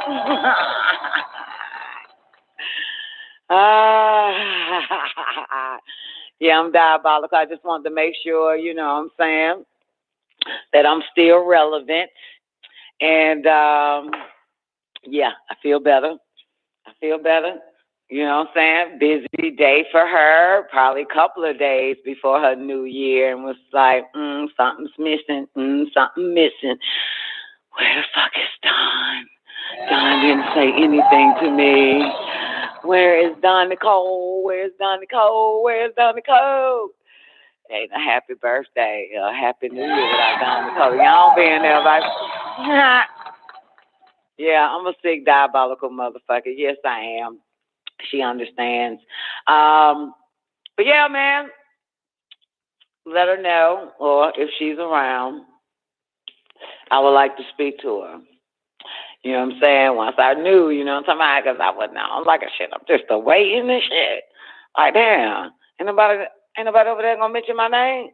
She ain't gonna ask me where I'm at and why I didn't call her, why I didn't, you know, like, what the fuck? Like, you know what I'm saying? Like, no happy birthday, no happy New Year, no, you know what I'm saying? So I'm waiting on a call. I'm waiting to talk to her. All right? Diabolical motherfucker. But great day, everybody. I hope y'all enjoyed y'all strong beginning and tell me y'all didn't have a weekend. But I did. Like Sunday, shout in. Oh, my God. You talk about a weak bitch on Sunday. Sunday was like 24 hours ago. Oh, my goodness. Jesus. Lord, help us all. Yeah, I had certainly a weekend. So I fucked up real bad, man. Man, this is when you just thinking, oh, I don't even want to talk about it. Fucked up real bad. Fucked up real bad, man. I was damn near walking dead all Sunday because I did the most dumbest, deadest shit ever. And that's how my day started. And that's how the fuck it ended. Just a dead ass bitch, man. Come on there, Twain Star, before I get my show started. Where my baby at? Where Ra? Hey, guys. Hey, baby. What's up, Ra L? Nothing. Oh, you ain't on me to say something? Great day, you waiting on me to say something? Great day, Gabe. How you doing, babe? You waiting on me to say something, Ra? Yeah. You waiting on me to say something? What you want me to say? Happy New Year. You waiting on me to say something? You want me to say Happy New Year to you? You want me to say Happy New Year, baby? Happy New Year. Happy New Year, Rael. Happy New Year. Happy New Year, baby girl. I know you had a happy New Year, I tell you. Happy New Year. Mm-hmm. Feel better? Yeah. That feel better? Mm-hmm. You know, we spent I think we spent your New Year together last year. You know? I think, you know, you got the little motorcycle and shit. You came over, rode your motorcycle. We charged it up first before you rode it. Yeah, we spent time together. Time has changed, huh? Mm-hmm. Do you remember that? You remember? I think that was last year. Yeah. Remember? Right. That was last year. Hill. Yeah, and you remember when Sananda got on the bike and shit? Remember when we got on the bike, man? Like, get your ass off that bike. And remember when I think it was the next day. I think your bike stayed over my house the next day. Y'all came back, and you remember when you was riding it, and Doc was sweeping the garage out, and Gabe was like, "Hey," then he was like, "Hey, Rob, why don't you run your bike into Doc? Run him over." He was like, "Motherfucker, I ain't finna fuck up my shit." Because it was not gonna fuck up my. You don't. Yeah, you told that nigga I ain't finna fuck up my shit. The fuck? Oh my goodness, memories. Well, I know that you had a happy New Year, right? Had a happy New Year. What all did you do? The bowling. The laser tag. Yeah, laser tag. Yeah, we did laser tag. Take me off speaker. I can't hear you. Say it again. Laser tag. That's fun. You did laser tag. Did y'all do laser tag? Is that what you're telling me? Yeah. Huh? And we went bowling too. I need y'all to take me off speaker because I can't hear. Huh? Say what? Y'all went bowling and y'all did laser tag. Uh-huh. And laser tag. Bowling and laser tag. Damn, I'm jealous. Bowling and laser tag. That's my shit. So, yeah. You know I like laser tag. So where y'all go for laser tag at? Where y'all go? The bowling tag. Where did y'all go? Pinstripes. Pinstripes. Y'all went to Pinstripes? That's in Macon, right? It had the bowling and Yeah, and we went on bumper cars. Oh, wow. Oh, wow. I missed all of that. And what else? What else? That's it. Man, you can't forget all your birthdays, man. You got to write it down. So anytime you think you get old and you want to be mad at your mama, you got to think about all the shit she's done for you and Gabe for y'all New Year's and every day of the And I got a real violin. You got a what? A real violin. Oh, yeah, I saw it. I saw the violin. I did. I just didn't say nothing. It's like, I'll just wait. I saw the violin. And I'm not going to even like it. I'm not going to say shit. But I saw the violin, kept it to myself. I'm a big hater. But it's a pretty violin. You know, you going to take violin lessons? Yeah. Once I asked my grandma to buy me one, but she took it the wrong way and bought me a toy violin. Yeah. Well, I've actually had a toy violin, but I used it as a, what do you call it? Like a decor, a decoration. It was red. A little toy violin. Yep, it was red. So, that's what's up, babies. I'm missing out then, huh? Oh, and we went to a carnival.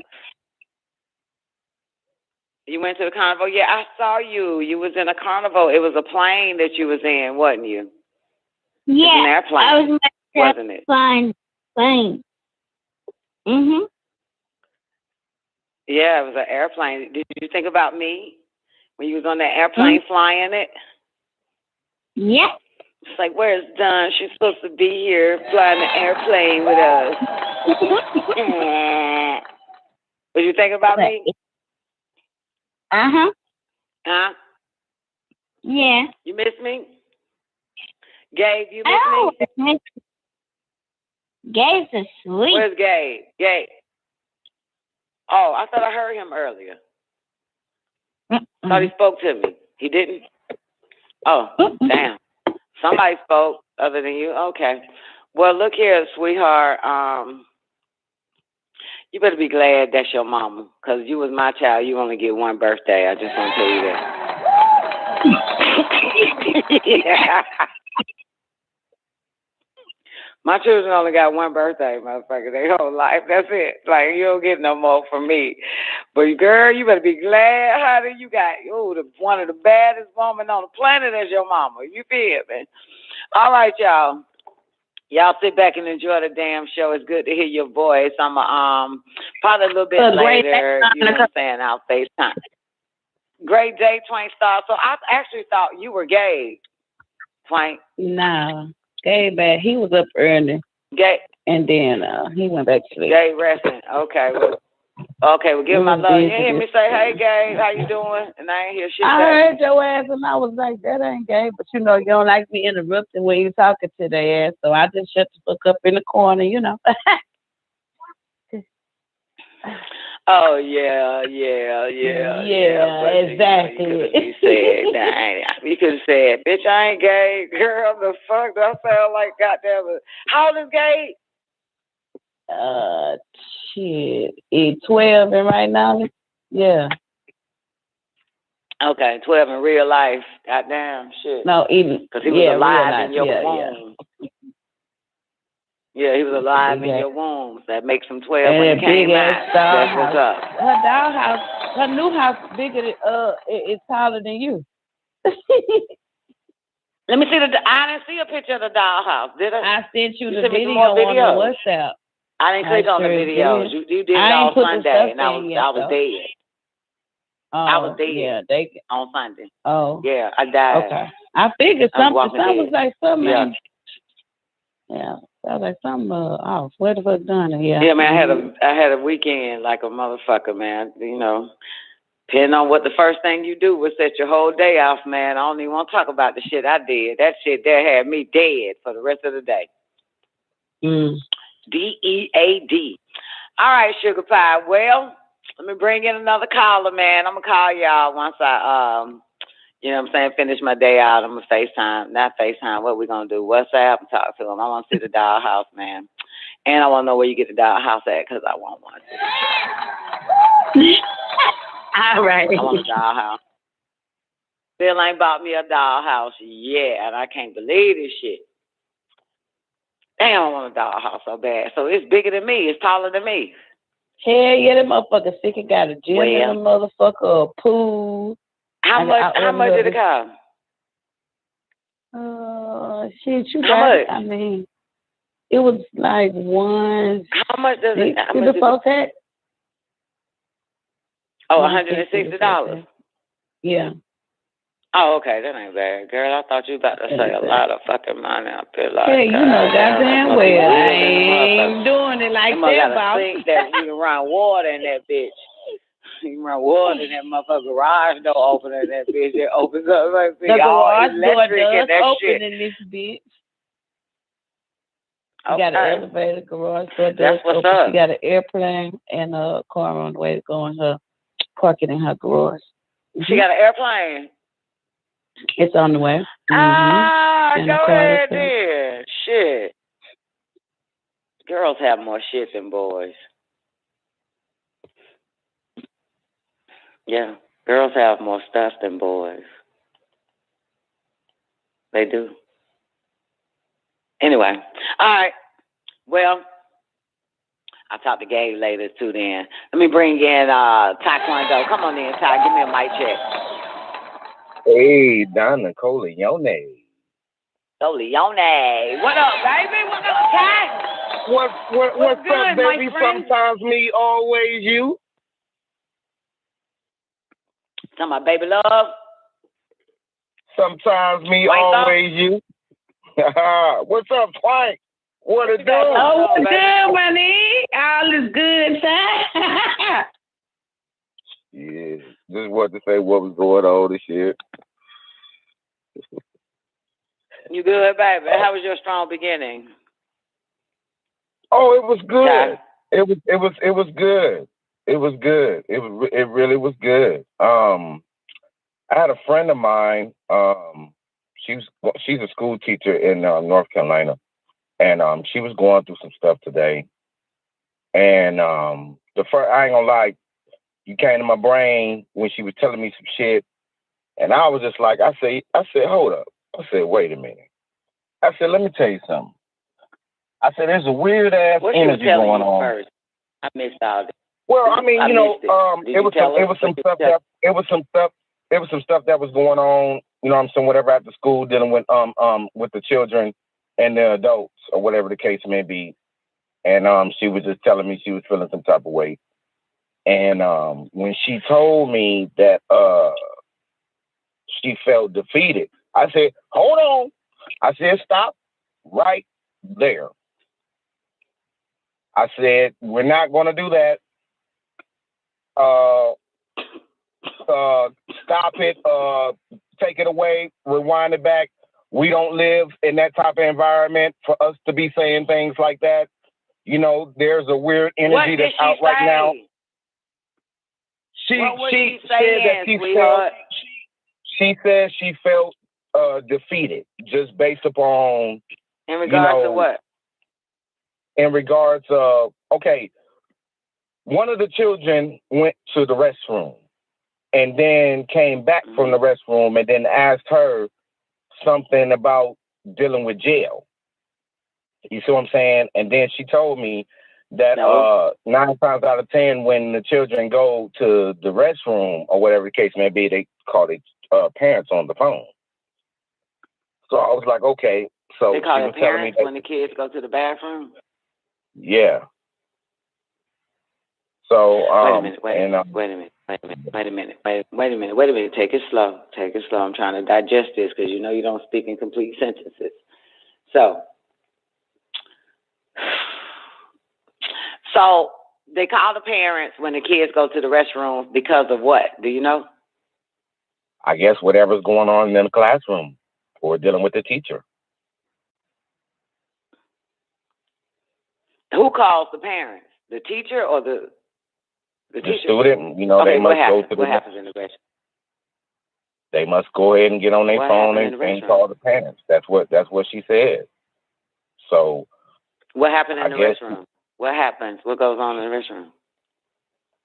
Well, she told me when, you know, normally when the students go in the restroom, they get on the phones and call their parents. So, but she wasn't really telling me. Call their parents. Yeah. Oh, the children got a phone with them. Wait, the children have a phone with them? They must got be, it. And they make calls to their mom. Yes. Okay. Yeah.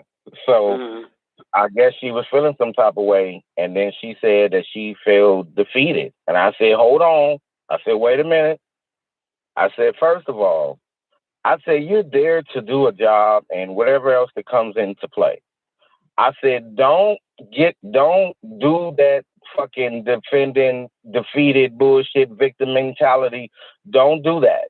I said, because other than that, if you're going to go ahead and take upon that, you have to be aware of the consequences and repercussions that comes behind that. And I done seen that numerous of times, and I don't think you want to take upon that. So I'm not saying for you to do what you did, but you need to look at that again. What you feel defeated on? I missed it. What you feel defeated about? She's at a new school, you know what I'm saying? And just pertaining to the students that was in the classroom, you know, she's, you know, paying attention she to, a teacher? You know. Yeah, she's a teacher, yes. Is she a teacher? Yeah. Oh, okay, got it. All right. Okay, and what she feel defeated at? And she said that, you know, because I guess it'd be certain looks that she'd have on her. You know what I'm saying? And I guess, you know, a lot of people, even the children, is able to pick up on that. So I don't know. That's something that she's been dealing with for quite some time, you know, or whatever the case may be. So I just told her, like, you know, you have to deal with that. But, you know, that defeated shit and all that shit, you need to get that really out of your vocabulary, because you don't want to take on that title of being a victim when nobody has time for none of that shit. I mean, you know what I'm saying? Like, seriously, you know, like, I mean, we just seen, not saying like that because it's not on everybody, but we just seen that dumbass motherfucker on Saturday get knocked the fuck out. And that's just how they just looking at everybody as motherfucker being defeated. Nigga, bullshit. You better stop saying that bullshit before you fuck around and be defeated. And that's what I was just telling her. And then she just texted me back and what she did was like, she think? What did she feel like she was defeated about? What did she feel like she was defeated about? What did she feel like? What was I that? mean, you know, I guess, you know, I mean, because basically she was just telling me the looks that she was making. Well, you just say you don't know because you cut her ass off and shit. Like, bitch, we're not doing this. You didn't inquire to know first. The fuck is she defeated about? Your guess is as good as mine. I was just trying to, be a friend because she's a good friend of mine. But I guess it's something that she's been dealing with for quite some time, to the point where she tends to put herself. And what is it? I guess, when you looking at somebody and then somebody is able to really look back at you from what you're looking at them by, I guess you feel guilty or something. I don't know. There has to be something to that extent or something, you know? So I just told her, like, you don't want to take on that title of being a victim, because that's not something to be taken on, to the point where it's like, you'll catch hell playing that victim role. And we didn't all seen people that played that victim role. They didn't get nowhere. You don't get nothing from that. Did she say she felt like a victim, or did she say she felt like a victim, or did she feel like she was defeated? Yes. She said she felt like a victim. She felt defeated. When it came down to it, because it's like, from what? This is some empty fucking cup of water. Ain't nothing in this bitch. What the fuck did she feel defeated or a victim of? I think she feels defeated or whatever from, okay, you know how, and it has a lot to do with her. You know how like kids to go ahead and, you know what I'm saying, or whatever, or talk to one another and say some shit in the air or whatever the case may be, and then you trying to figure out what's going on. I'm looking at it from that, you know what I'm saying, point of view. It has to be somewhere kind of like that or whatever the case may be, because the whole object of the game is to go there, do what you need to do. Don't give a fuck about none of that goddamn shit. You know what I'm saying? When it's time for you to go in and clock out, take your ass home, and that's about it. So, does she have any children? Does she have children? Does she have children? No. That would explain why she feel defeated. Why she feel a victim. Yeah. Okay. That would explain it, because she's looking to the children to bring her, to involve her into whatever it is. You know what I'm saying? I got you. Yeah, and and only you can break that shit down, though, for real. I mean, well, motherfucker, you cut the bitch out, and that's why we can't. I have to figure it out this shit now. I got you goddamn fucking mystery motherfucking movie. I have to solve some shit that clues ain't even nowhere around this motherfucker because of your ass. You cut the bitch out. So shit. So yeah, it's pertaining to her classroom. And how long she been teaching? Do you know? She's been teaching for quite some time. I don't know the number, but it's been a long time. Yes, a long time. She used to teach out here in Texas. Okay. She's teaching in North Carolina. So okay. I mean, based on the little bit of information you gave, motherfuckers, trying to figure it out. I could still be wrong with the diagnosis, though. But yeah, it's we know it's pertaining to the children, her classroom, right? That's what we know. Yeah. Yeah. Do you know what age group she got? Do you know what age group she got? I think from maybe 8 to 11 grade. No, more likely in elementary you stuck with one class, one age group, one grade. You know what I'm talking about? Do you know what grade she teach? Well, she's a math teacher. Right. So do you know what grade she teach? 3rd grade math, 4th grade math, 5th grade math? That I don't know. You know what I'm saying? No. How the fuck are y'all friends? How is a male friend with a female when they know nothing about the bitch? Y'all don't know what. Yeah, I mean, yeah, damn, you don't know nothing about. I mean, shit, so you'll never know. I mean, she probably didn't told me. You know me, Don. I don't know nothing about none of that know shit. You like that, motherfucker. I'm inquisitive. Every time I have a friend, goddamn, you heard me ask my little friend Rael, like, you got any toys? You got any gifts? What you do? What y'all do for your thing? You just inquisitive. You just want to know, just in case. I'm going to ask her ass today, though, when she get off work, though, because I know she having a tough time. So. Yeah, man. I mean, it's going to be even tougher because she ain't got nobody to ask her the right goddamn questions. Like if you are a friend, a concern, you like, no, we are not doing the victim of the fucking defeated shit, man. Got knocked out on Saturday. Stop that I ain't going to even lie, Don. Motherfucker, be like, what happened? What's wrong? To be honest, Don, what it I had is? to do it what like that year was because, it? Like, to be honest, Don, not like that, but I had to do it like that because not in a way, not for her, but for me, because one thing I did learn, I ain't gonna lie, I learned this shit from you. It's like when a motherfucker go through some shit, right? And a motherfucker tell you what the fuck is going on. Nigga, if you open up really like that, nigga, that shit will get on you. So I was like, no, stop it. No. Hey, I'm snapping my fingers. Hey, stop my feet. No. Hey, stop. No. It's not about to continue in my life. We put a stop it now. If you want it to go on in your life, you talking about it amongst yourself, not amongst me. I'm not on that. No. Stop it right now. I'm stop. Hey, stop it. Oh, Lord, have mercy. Cause I ain't put out that shit. Do they? Yeah, because shit, I didn't have that shit happen to me numerous of times, right, and I was like, you know what? Slow down. whatever the fuck you have, and I swear that's some shit I don't want. What is that? Is that the mouse? Is that the mouse? Are you overdosing on that damn sea mouse shit? No, what that's just fuck me. is it? Like, no, because I'm trying to ask you questions, and you just keep going on and on. Oh, my bad. Now I forgot the question. Question. I'm trying to figure out if you overdosing on goddamn fucking gorilla or some shit. But look, oh, okay. Zena said, I can't talk to people that do that already loudly giving advice, ain't even heard the conclusion of the matter and shit.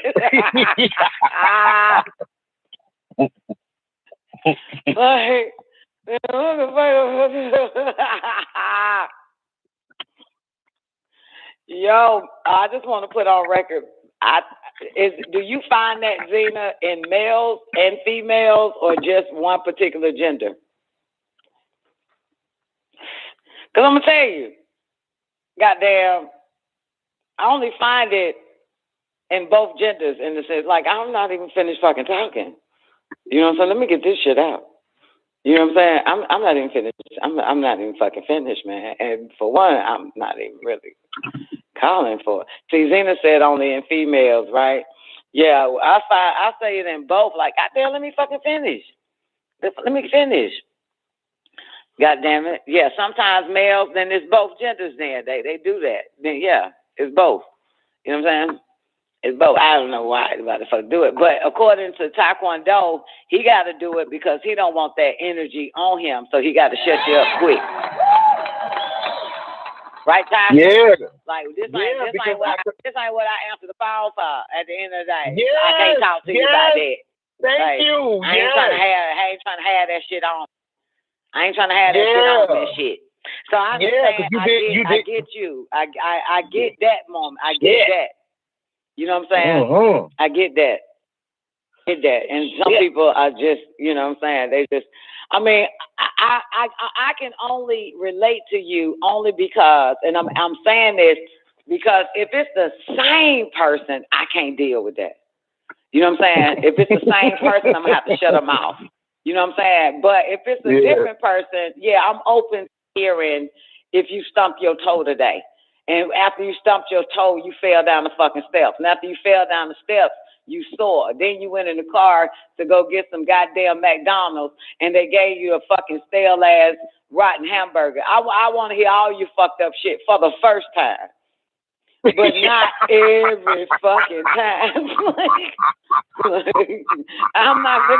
I ain't finna fuck with, you got the wrong one. Call somebody new, meet a new friend, and tell them your new fucked up moment.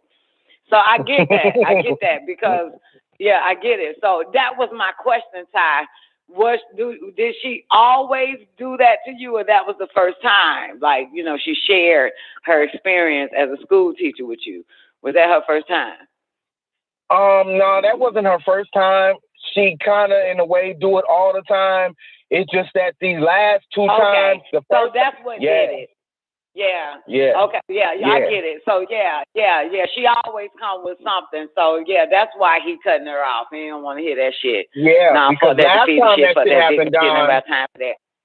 Yeah, that last time that shit happened. And I'm telling you, and I wasn't even trying. I'm telling you, my mood was good, just like it was right now. Hype, good.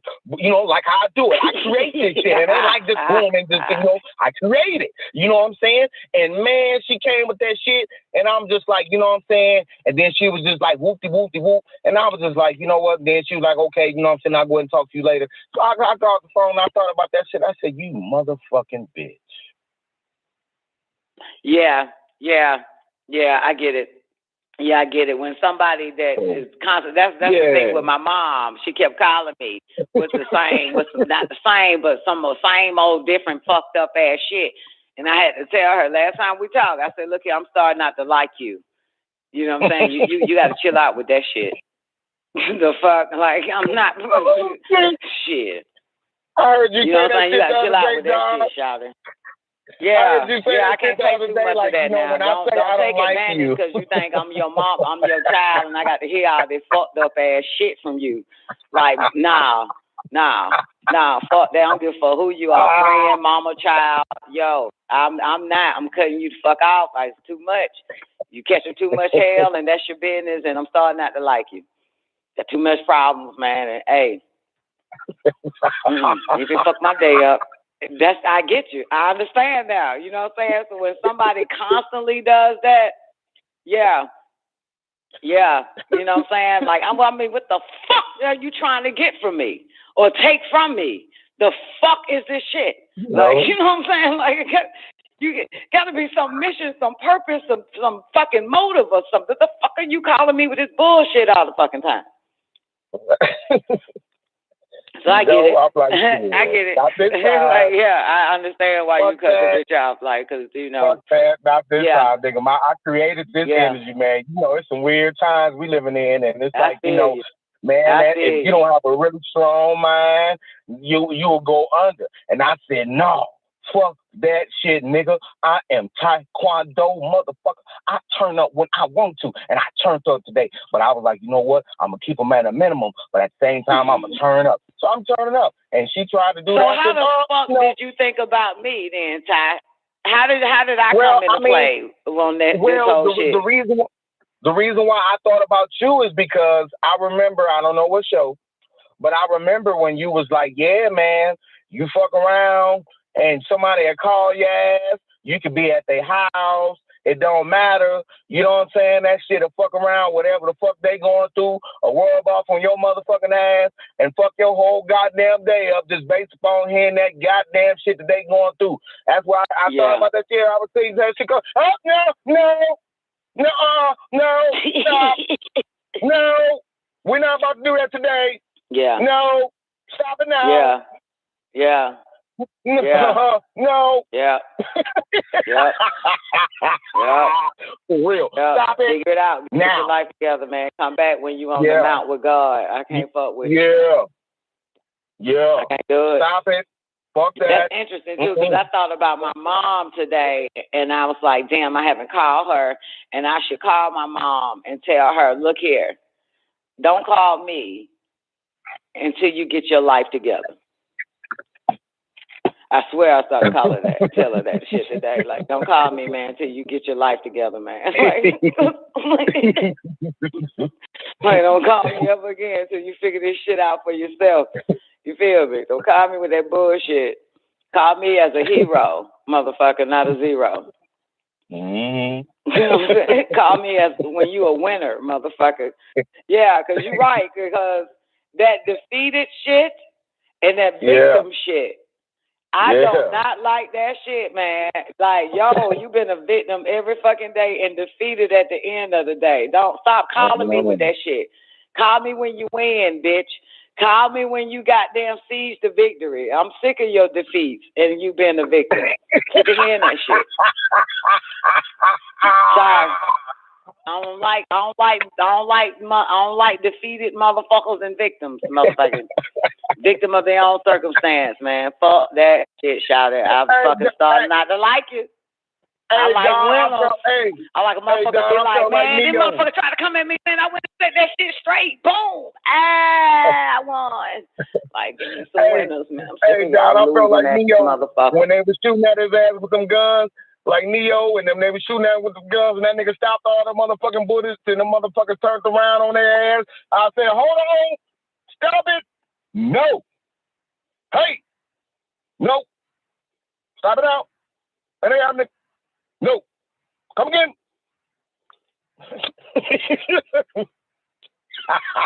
Fuck that shit. Oh, no, Kibosabe. Oh, no. No. You're not going to take my joy this time. So, Zena said she don't believe that was the situation. Which situation? Mine or my mother? Mine, a.k.a. my mother's, or shit, Taekwondo. That nigga just quick on the draw. Yeah, that's what she's saying for you. Okay. But then you got to believe the situation. Then if he just quick on the draw, man, he just shut that shit up real quick. I'm more patient because that's my mama and shit, but I couldn't take no more. Like for the past, how long I've been in this spot? For the past 3 months, man, can you imagine 3 months every fucking day? 3-4 times a day. Just last Friday or Thursday or Wednesday, I said, bitch, that's it. I'm starting out. I can't do it. I can't do it now. I don't give a fuck. I think you're taking advantage because you're my mama. Like, you taking advantage of shit. Like, you fucking trying to fuck. You taking advantage of me, man. You trying to fuck my bedtime up, my daytime up, my afternoon up with this shit. Like, bitch, nah, man. So yeah, but that's somebody. Men are external. So you know what I'm saying. They ain't trying to let that shit in quicker than goddamn a female. A female will sit there and absorb all that shit from a motherfucker, man. You know what I'm saying? Yeah. But, a male might just be quick to say, hold up now, fuck that shit, shawty, man, not today. Not today. Not today, lady. Not today. You fuck who you are. Bitch, stop it. Stop that shit. Stop that fuck ass shit. Fuck around and take on that shit. And you'll be sitting up there thinking that you're right just by everything that you just said, and you know what I'm saying, and I'm wrong. And suicide hotline and shit, man. Like, we ain't about somebody to do that. just gave this show a thumbs down. As soon as you start talking, they gave this show a thumbs down because of your ass, your evil ass. Oh, that's fucked up. I mean, well, hey,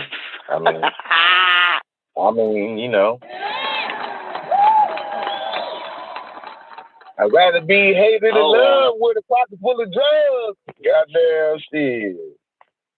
Nah, they did that shit to Don. They did that to Don. That's because Don bagged your ass up with that one. I wouldn't be surprised if it was Zena that gave the show a thumbs down. Fuck that. She's quick on the draw. Thumbs down the show.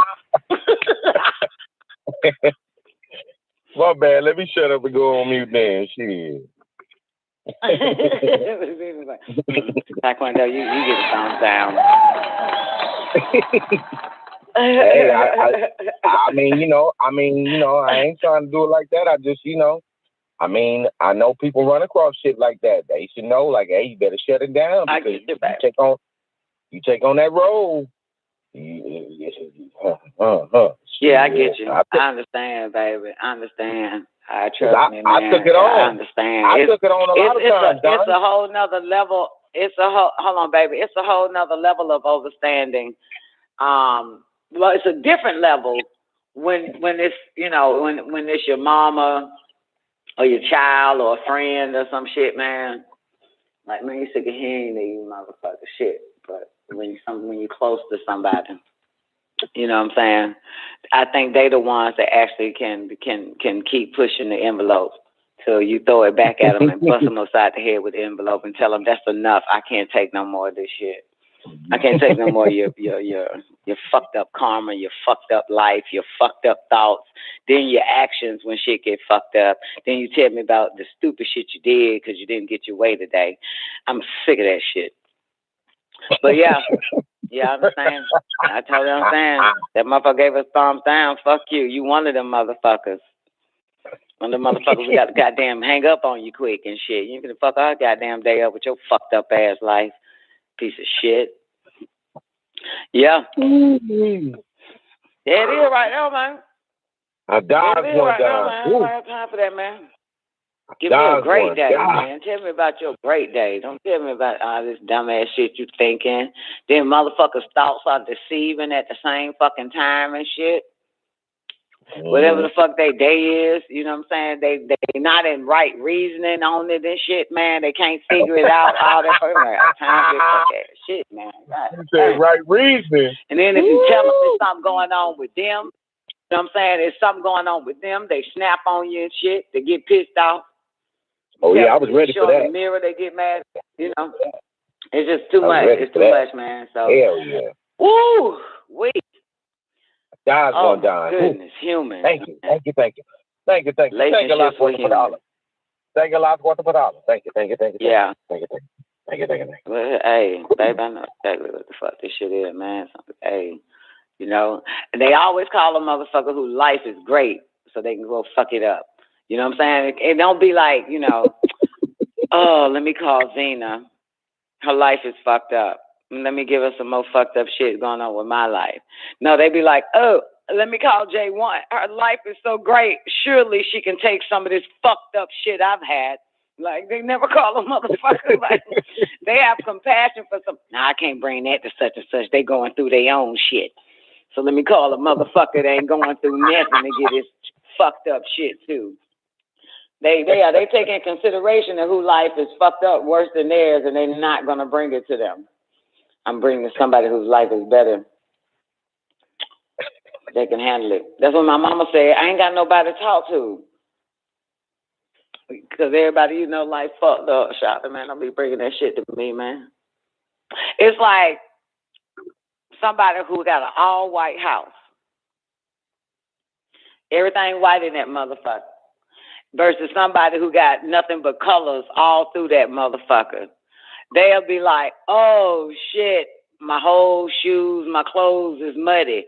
I'm not going to bring this to the colorful house. They got too much color anyway. I'm going to bring it to the all-white motherfucking house. Bring this dirt, this mud to their ass.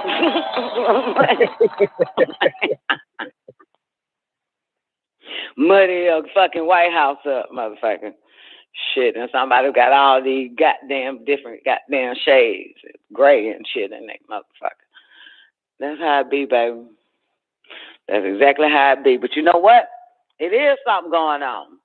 But it's always been this same way. We're older. We didn't ever see it as young. But it's the same shit, different day, or same shit every day. And we're older, and we can see that, you know what I'm saying, ain't really nothing really going the fuck on. It's just the world, a.k.a. each and every individual world. You know what I'm saying? Like my world, your world, the world, Twank world. You know what I'm saying? J1 has a world. You know, that type of shit. So when a world collides is when you have to get rid of them. You know what I'm saying? Because you don't want their world breeding and spreading and defiling your world. You know what I'm saying? Hell yeah. So all worlds should be balanced in perfect harmony, keeping space between the worlds. You know what I'm saying? And so so it's fucked up. So you know what I'm saying, you don't want that shit in your world. You know what I'm saying? Hell yeah, not on Moon Day. Not on Moon Day, baby. Not on Moon Day. Yeah. You don't want I don't want that shit on any day. You know what I'm saying? Yeah. Unless you kind of new. Well, then if you was a new person, man, I already know to avoid you. You know what I'm saying? Like a new person, like I meet somebody yesterday. You feel me? At a grocery store, we kicked it off. The bitch calls me today, like homeboy, like Ty, chick, and start giving me that shit, man. At that point, I would block that motherfucker once we hang up. like, you won't be. There's no way we can be in harmony. Your world and mine is totally different. Don't go together, baby. It don't go together, man. You already catching hell, man. This your hell from yesterday, last week, or 2 years ago. That's too much shit for me to handle, baby. You on y'all. Can't fuck with it. Because worlds do collide. There is a cause of collision. You know what I'm saying? That takes place. If your world is not in harmony, then the collision of your world coming into my harmonious world will cause a change. You know what I'm saying? In the magnetic attraction, the magnetic pull. But ain't nobody got time for that shit, man. We too small, man. Ain't nobody got time for that shit. And don't get mad, motherfucker, because nobody gives a fuck about you. You got to get over that part, too. Don't get mad. Don't get mad, man. You got to give a fuck about your own world and change that shit. The fuck? You out there dealing with the motherfuckers. You know. I'm not. Shit. I'm in my own shit. Yeah. You know? Fuck that. Yeah. I deal with the motherfuckers when I want to. Hey, there was a fully vaccinated bodybuilder. I didn't know. I mean, I meant to tell y'all this on Friday if y'all knew. But this nigga fully vaccinated. Y'all probably seen this nigga, saw this nigga, heard about this nigga. His name is George Peterson. Young as fuck, 37 years old, found dead in a hotel room in Orlando, Florida. Yeah, after he got vaccinated. Oh, yeah. shit. Yep, he had man, big ass nigga, man, taking pictures, butt naked with a towel on and shit. He competed. His name Mr. Olympia. Does he sound familiar? No, his name is not Mr. Olympia. He competed in a competition in 2021, Mr. Olympia Finals in Orlando. So he went to the finals last week. And that's when he died. His body was found by a retired American bodybuilder, Dave Palumbo, who told RX Muscle that Peterson was face down in a hotel room. He said he went to check on Peterson when his coach could not reach him by phone. RX Muscle claims there was blood around Peterson's nose, which suggested could be from a ruptured brain aneurysm. Peterson was fully vaccinated as required to participate in the Olympia finals. See that? So that means he had to run and get that shit. There have been multiple instances of brain aneurysms and blood clots reported in people who received the COVID-19 mRNA vaccines. And so Mr. Olympia's Instagram page announced his death. Yep. And that's that. So, shit. Yeah. Holy shit, that man. Hey. Holy shit, man. Nigga want to compete, man. You got to go to the bar and get a shot. You know what I'm saying? Yeah. Yeah, man. Shit. Damn. Damn. Damn. Damn. Damn. Damn. The protected need to be protected from the unprotected by forcing the unprotected to use the protection that didn't protect the protected. Again, the protected need to be protected from the unprotected by forcing the unprotected to use the protection that didn't protect the protected. Again, no. The protected need to be protected from the unprotected by forcing the unprotected to use the protection that didn't protect the protected. Again, the protected need to be protected from the unprotected by forcing the unprotected to use the protection that didn't protect the protected.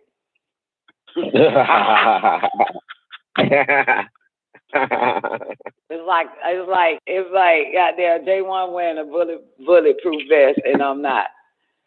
J1 gets shot in her bulletproof vest and blame my motherfucking ass because I wasn't wearing a bulletproof vest.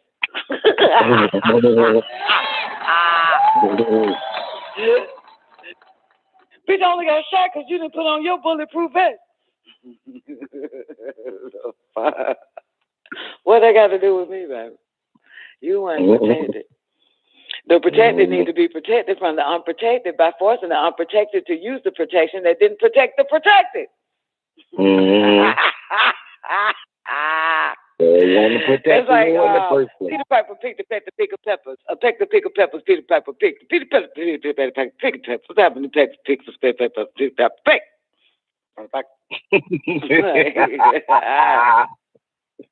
Oh shit. Yeah. So basically, he had on a bulletproof vest, and you motherfuckers weren't wearing one, and that's what happened. Okay, I'll give you another one. Okay. Nigga put on the goddamn Jimmy hat and go fuck a bitch next door to you using the Jimmy hat. But he knocks on your door and blames you for catching AIDS. Because your house, you don't fuck with a Jimmy hat.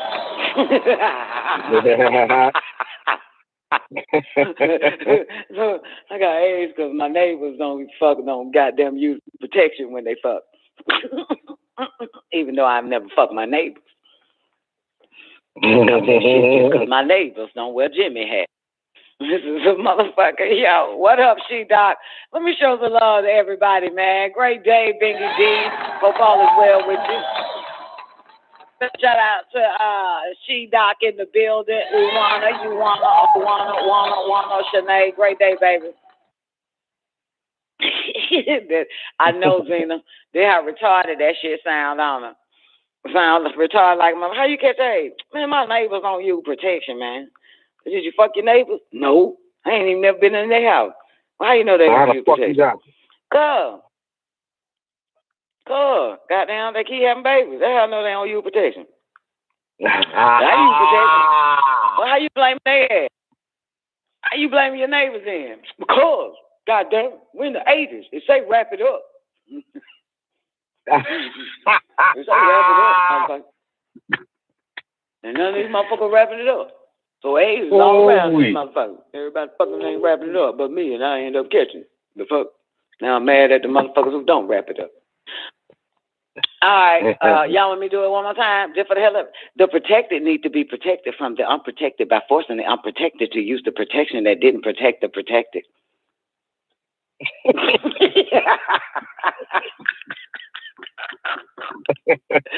Oh, shit. Great day, Miss Jones. Hope all is well with you, man. Everybody over there on Lockdown Radio again. Special shout out to Miss Jones. Special shout out to Zena. Great day, Zena. Sugar P. Great day. Hope all is well with you. You got to get that down, Zena. Want me to do it again? I'll do it again. Want me to do it again, motherfucker? The protected need to be protected from the unprotected by forcing the unprotected to use the protection that didn't protect the protected.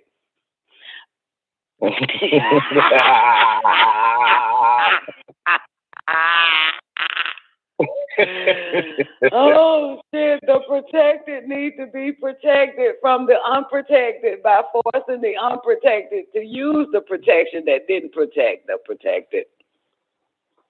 Oh my goodness. My head hurt now from this shit.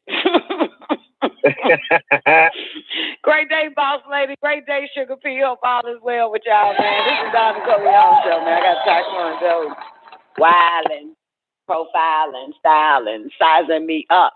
My bikini small, heels tall. Said she likes the ocean. Yeah, man. One of our own is in a pickle. One of our own is in a pickle, man, in another state and in the healthcare field. And one of our own is saying, they coming at them real hard and, and they got to get the fuck out of the state and relocate. And that's not really the pickle. The pickle is the fact that their own spouse went to the bar. Got it? Went to the bar, started drinking some shots. And they're like, the spouse is like, I'm not going any fucking where. You know what I'm saying? I like my job and I am fully drunk. Feel good. Slizzard. And yeah, and they may have to split up. You know what I'm saying? Because one of our own is not an alcoholic, it's not a drinker, it doesn't do shots. Doesn't like shit spiked in it either. So yeah, we have a situation here. Yeah, Miss Johnson. You know what I'm saying? Yeah. And, one of our own is like, man, they trying to split up families and shit. And I was like, well, one was taken, the other one was left. Like, that gonna help, right? But yeah. What's funny, man? It's a motherfucker, man. They gonna have, yeah, one of our own, man. Because, you got one wants to be an alcoholic, another one wants to be pure, preserve their life, their organs, keep the organs working fine and all that type of shit the natural way. And, gonna have to leave. Yeah. Yeah. Oh, that didn't help. Yeah, one was taken, the other one was left, right? Yeah, that didn't help at all. Yeah, I'm that shit like, what the fuck was I supposed to say then? See? what the fuck was I supposed to say back then? You know what I'm saying? Like, you know what I'm saying? Say one was in the field, two was in the field, the other one was taken up and shit, taken away and shit, man. That's how the two was in the bed, the other one was taken, one left in the bed by themselves. I mean, shit, hey, you know how that shit go, Don. You know how that shit go. You know, everybody get to where they need to be at their own time.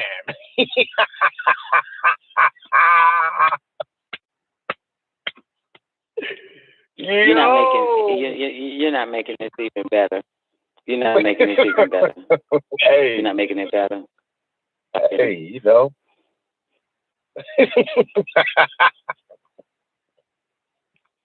I don't like it personally. You know what I'm saying? I don't like it. You know what I'm saying? I'm big on this family. I care about this family and shit. But I'm not big on that. You know, I'm not big on that. It's not a good situation. But, you know, a family that prays together stays together. Psych. Rib eyeball. I don't fucking know, man. I'm just, oh my goodness. It stayed on me. You know what I'm talking about, for a couple of days now. Like, god damn. And then you know, I'm like, you know, did you talk to your spouse since you gonna leave and shit? And they were like, well, you know, they not really, but they know already. You know how motherfuckers be like that. Not really, but they already know. Like, nigga, this you fucking tell the motherfucker, man, out your mouth, motherfucker. I know not really, but they already know. Like, nah, motherfucker, they ain't no goddamn shit like that, man. Like, what the fuck? You know? Goddamn, this goddamn pandemic, man. The plan was to break up friends, family, you know what I'm saying? Break up where you normally, you know what I'm saying, feel loved at in certain buildings and places and shit, man. It's just like everybody just turn on each other now. Like, we don't like you anymore. What the fuck changed? You know? The fuck changed? Like, goddamn. You can't come around. What the fuck changed? So yeah, this is a motherfucker, man. You know. Hey, you know, like, you know, my family went through this, but it had nothing to do with this shit. God damn it. You know, like Nas say, a thug changes, and love changes, and best friends become strangers. She-Doc says, I can't care about those who don't care about themselves. Let them die. Oh, you motherfuckers y'all just woke up like y'all Monday is just fucking evil day, treacherous, no empathy having ass fucking. Hey, she said let them die. She said let them die. Oh, damn. Let them die. Well, they probably feel the same way about people like you, She-Doc. You know what I'm saying? The pandemians think that, you know what I'm saying, like, well, hey, if the non-vax don't give a fuck about themselves, let them die. I can fuck them. Yeah. You know what I'm saying? It could be the same. It goes both ways, you know what I'm saying? They're thinking they're going to live, and the non-vax thinking they're going to live, but pertaining to the vax versus the non-vax and the vax versus the non-vax and the non-vax versus the vax, they all saying the same goddamn thing. Fuck it. Let them die. Shit. They both saying that same shit. They think, you know what I'm saying? You're not going to die. Just tell you that now. You're not going to die. You know, I think you only die if you go to the hospital, if you ask me. Hey, Don. That's the doorway to death, motherfucker. That door that opens at the hospital, that's the doorway to death. The door that opens up at McDonald's, let y'all motherfuckers in, that's the doorway to death. You know what I'm saying? When the bitch opens up her legs, that's the doorway to death. That's the doorway to death too, goddamn shit. Like, anything that's open is the doorway to death. Hey, Don. Get you closer and closer to it. Yes, yeah, baby. Do you have any plans, either now or sometime soon, for you to come up with some of your Classic shows from back in the days. I play them first hour of Don Nicoleone show. I know that, but I'm just saying, like, you know the names I'm talking about, like, going from like 2014 all the way to now, like, like sometimes, yeah, like sometimes you'll do the one-on-one down with Don Nicoleone, and you know what I'm saying, like, I'm just saying, do you plan on doing any old type of new shows or anything, or is it something that you can let us know that you have coming up to the point where you want to share? Hell no. Shit, the same day for me every fucking day, man. I feel like that nigga on the Dunkin' Donuts commercial. Time to do the damn show. Time to do the same old, same old. You know what I'm saying? I don't know. You know what I'm saying? Like, I mean, for real, man, because right now it's like, the shit that I want to fucking talk about, man, I got to talk about alcoholics all fucking day in order to fucking stay on the damn, stay on the show. We got to play alcoholics and motherfuckers like to drink, like they drink Sprite and shit with a whole bunch of shots.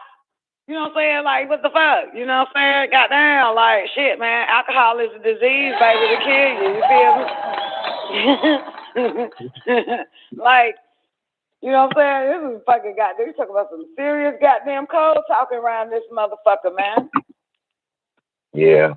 I can't fucking, like, what the fuck, man? Even Neff, man, I mean, and it's good because even her hot damn politics is great, but it's still like I can hear Neff take heavy breaths and exhale like, fuck, I can't fucking say what I want to say. Yeah, this is a motherfucker right now. Yeah. You know what I'm saying? Yeah. So technically, I'm just rambling until goddamn 3:59, motherfucker. Shit. Just rambling. The fuck? Like, this is some bullshit. Just talking and ain't saying nothing. They took down all the shows that said something on it, motherfucker. I mean, all the way down to the molecule, to the DNA and shit of this whole shit. Snatch that mother. Like, are you fucking serious? You got that fucking. I ain't gonna even lie. I don't know. You might get mad at me or whatever, but I know a lot of the lives, that you did. I go back, you know what I'm saying, so I can make sure that I'm saying I'm not missing the jewels that you were dropping, because So yeah. Yeah. Oh yeah, baby. I'll be paying attention like a motherfucker. Like, man, shit, y'all playing games. Fuck this shit. I gotta have this shit. My Facebook Live. Yeah, Facebook is different, man. I can just fucking let it rip. With your beautiful which is self, why, girl. especially like today, like this show here, like I'm just fucking riding this fucking train out. But tonight, if I can't say what I want to say right now, today, I'm going to put it all out on Facebook Live, motherfucker. That's why I've been doing Facebook Live twice a week and shit for 8-10 hours straight. Because, motherfucker, these son of a bitches here don't want you saying nothing. You know what I'm saying? Yeah. So I still got to get it out. So I get it out on Facebook Live. Yeah, I sure do. Yeah. I sure do. Yeah, goddamn, that to should be be honest, about I'm gonna 9 keep it fucking real. hours. Yeah, ain't nobody really kicking no real shit. I mean, you kicking the real. I'm gonna keep it real. Ain't nobody really kicking no real shit. You know what I'm saying? I'm gonna keep it real. Ain't nobody doing that shit. Ain't nobody doing that shit. Yeah, you done turned on every channel, huh? Every station. I mean, shit. I'm an observer at times. So I just want to see what's going on, and I see what's going on, because what I do is, when I be on YouTube, I don't give a fuck what I'm listening to, nigga. I'm for the speed up the time. You talking fast. I'm trying to get through with this shit. Get this shit over with so I can go to the next shit, depending on what it is. But yeah, they ain't so much shit. Yeah. Great day. Great day, the nerds. I hope all is well with you. Great day, Reliable Doubt. Hope all is well with y'all. He said Lockdown Radio been live 24/7 because she has no life. I sure don't, motherfucker. Yep. I ain't got no life. That's how they was when Don Nicoleone started doing 7-day shows. on Blog Talk, all the niggas and bitches had a problem with that and said, this bitch must ain't got no life. She doing shows back to back to back to back. Yeah, that's what it means. You have no life when you do something back to back to back to back. It's needful though. It's needful though, because I'm like, shit, yeah. you know. I mean, it's kind of puts you in the mind of a nigga that it kind of puts you in the mind of somebody who works 8 hours every fucking day, and they do the same shit back to back to back. Monday 8 hours, Tuesday 8 hours, Wednesday 8 hours, Thursday 8 hours, Friday 8 hours. It's the same shit. That motherfucker ain't got no life if it's going to work for 8 fucking hours, Monday through fucking Friday. But mine is different. Yeah, right. I'm the one with the no life, but the motherfucker with the job got one, but it's doing the same goddamn thing back to back to back to back. Real shit. I'm the one that ain't got no life around this bitch. I know you were just kidding, baby, but it reminded me what they said when I started doing 7 days a week shows, twice a day shows. They fucking, them BTR niggas got pissed. Yeah. Oh, you know what I'm saying? Got pissed. Yeah, but I ain't gonna say that. Well, it was in the form of hateration, though. You know what I'm talking about? Like they even on their show talking about this bitch must ain't got no life. She doing. They on their show saying that shit. This bitch must ain't got no life. She's doing another show right now. And as soon as they say it, they chat room drops and everybody go to my show. That's right, baby. That's right, baby. Sometimes you might want to shut your fucking mouth, goddammit. That's right, nigga. You know you ain't talking about shit. They come right in my chat room and start saying such and such show, saying you were doing the show and you ain't got no damn life, but we over here on your show, goddammit.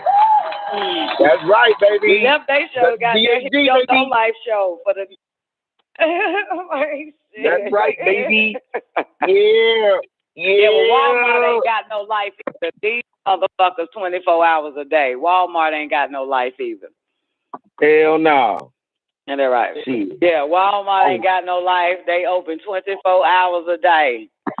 Goddamn whole bunch of shit. Facebook ain't got no life. They open 24 hours a motherfucking day. Hospitals are open 24 hours a day. They ain't got no fucking life. Yeah. Actually, the motherfuckers who ain't got no life is the ones that have already drained all their energy before the end of the day. Right. So if you can keep going and going, baby, you are rolling off of solar power, boo. That's right, baby. You living off of pure electron, proton, and electron. That's right. But, you know.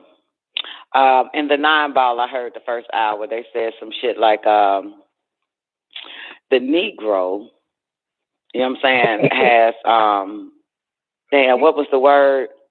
Has, damn, what's the word? Is it false information, false knowledge was taught? Damn, what's the fucking word that was using that 9-ball? The Negro was given incorrect information or some shit. Yeah. Maybe the word was incorrect. You know what I'm saying? Yeah. Yeah, something like that. The Negroes was given incorrect information or limited information. Some old shit. Something. Anyway. Why I mention that is simply because ooh, I can't wait for the man an hour. White man can, black man can't. You know what I'm saying? That's the information Negroes was given. White man can, black man can't. So white man can, you can't. Yeah, so some shit like that. Like you can't. You know what I'm saying? You must ain't got a life. As a matter of fact, when niggas was sitting on the couch, and they still are to this day, it's probably about 100,000 niggas sitting on the couch right now in front of a fucking television or a tube, and connected to that tube or wireless is a joystick or a game controller. And everybody said that them motherfuckers had no life. Because all they do is play fucking games all day long. Shit. The gaming industry is $1 billion fucking dollars now. And it's not the purchaser of the games, it's the ones that's gaming. Yeah. Makes up the $1 billion damn dollars. But they don't have no life. All they do is sit on their ass and play games all day. At the same time, nigga making money. As my nigga Peace and Blessings mentioned last Friday, is that he went to move, come to a home, and that home was damn near $700,000, brand new home. And it was a little black boy. And he says to the little black boy, damn, what the fuck do your mom and daddy do? The little black boy said, they don't do shit. This is my house. I gang. Wait a minute, nigga. Wait a minute. Wait a minute. Well, hold on. Say, this is my shit, nigga. I bought this motherfucker. Wait a minute. Wait a minute. And then I remember that show. That's the motherfucker. It was Friday. Then the Peace of Blessing asked the little nigga, what do you do? That's what he asked me. He said, I gang. Come on in. I'll show you all my goddamn setup. So that's a motherfucker that do the same. And nigga, he said the nigga had to be in his early 20s. So that's a nigga that sat on his ass all fucking day, did nothing but that.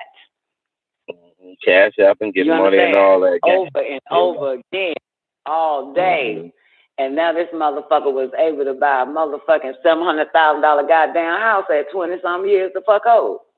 Hell yeah! But that is considered having no life.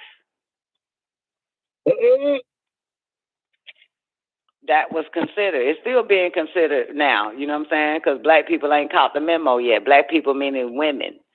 Black women see that shit as lazy, sorry, sick of these. I remember bitches was saying, sick of these niggas want to date me and all they do is play video games all day. Shit. You'd be surprised motherfuckers want to look at, you know what I'm saying, what game you playing. And pay your ass just by looking so they can get better. Just by watching your ass. Hell yeah. Oh yeah. Oh yeah. Oh yeah. Hell yeah. Yeah. Yeah. Yeah, they'll fucking Google how to get off level 7 and your ass the one playing it on YouTube. How to get off level 7. And they show you how to get off that level, motherfucker. They just made a goddamn $100,000. Just by doing a tutorial online on YouTube on that shit. But the moral of the story is the moral of the story is, motherfucker, is that Don Nicoleone is damn near 13 years strong with no fucking life on goddamn, what's that shit called? Blog Talk Radio, baby. 13 years strong, coming up October 23rd. Too much time on the fucking hands. Don, when Too much anniversary? time on the motherfucking hands. Bitch ain't got no life. April 23rd, excuse me. October 23rd. And a couple of more days. Already. Saturday. Hey, Don, you gonna do the what's the name thing? You gonna do the shout out thing where everybody from for the what's the name thing? I know I missed a whole bunch of them. I gotta be ready this time. Dang. It's Saturday night, man. We're taking over the L's Holy Tablet show. The anniversary. Woo, Saturday night show. Yeah. Oh yeah, baby. Yeah, that's when I'm having a motherfucking life and shit. Sitting on my ass, not having a fucking life. Shit. I'm telling you, Don, I was tearing their ass up. It's a beautiful day and time, baby. Yeah, I was tearing their ass up when I was at work. 205. 205-434, you on the line. Hey, come on, baby man? Boy. How you doing tonight? I'm in there. How you doing? No, how you doing? Okay. Miss Don Nicoleone. What's up? What's cracking like good with my no life having ass. Well, you know, I was just playing about that shit, bro. Like, you know what I'm saying? I be looking for you, dog. Like, I click on my computer. I get on YouTube. I got this little cheap ass computer that I be watching videos and shit on. Every time I click on that search query, that should be like, you looking for Don Nicoleone, ain't you? I be like, nah, not this time. But every time I click on that motherfucker though, You know what I'm saying? That shit pop up, dog. Nicoleone. You know what I'm saying? So I'll be talking shit, but you know what I'm saying? You know I'm just talking shit though. You know what I'm saying? Whole time though. You know what I'm saying? Nigga might be trying to. Well, let me tell you though. Yeah. No, I understand, and trust me. I took it literal and metaphorical. Yeah, you talk shit about people all the time. Only because I do realize that males see that, you know what I'm saying, bitch, you ain't doing shit. Bitch, you ain't doing nothing. They always see that. Bitch, you ain't doing, I'm asleep. Bitch, you ain't sleep. You ain't doing shit. Fuck that. You ain't doing nothing. So that's man, the mentality of a man anyway. I think about it all the time. Like, you know what I'm saying? Like, dang, man. My like, man Don knows I Nicoleone. ain't doing shit. My son knows I ain't doing shit. All the males in my life know, bitch, you ain't doing shit. Nah, Even I if I'm commend you asleep, though, I ain't doing shit. You still doing the show though, you know what I'm saying? After all this time, you know, so I might talk about shit, but you know what I'm saying? I'm trying to be here and shit. Like I'm like literally trying to be here. Like I have talking put shit and knocking on the door and shit. Right, bitch, no right. life having ass better open this door and let me in. Goddamn it. Yeah, exactly. You ain't doing shit, girl. Yeah. Open the goddamn door. Fuck you mean you were getting dressed? Ain't no such thing. You don't get dressed. Open the goddamn door. You ain't got no life, girl. Get your ass. I fucking love it though, Xander. I'm telling you, shit. I'm glad I ain't got no fucking life though. If I had one, I'd be crazy, buku, and losing my fucking mind like the rest of these humans. Yeah, man. Honestly, I don't want to put the energy into finding somebody else that's like you. Like, that's why I keep coming back, because I'm just like, yeah, I can find somebody else. I'm like, nah, I'm gonna just go back over here. You know what I'm saying? Because, you know what I'm saying? I learned a little bit, you know what I'm saying? A little intelligent hood chick. You know what I'm saying? And shit, that's all I need right there. Just, you ain't even got to be here. You just be on the phone for 5 years. It's cool. All right. Xander really think I'm a hood chick. I'm a hood chick, Xander. I'm a hood chick. You sound like one. You can ask anybody in here. I don't know what you thought. You might have thought you know what I'm saying? You might have thought. But nah. What's a hood chick? To me, like a hood Give me a hood chick. Is a woman who uses a lot of like black people jargon, and she usually has a gold tooth and like smokes cigarettes from time to time, like maybe Newports or something like that. Very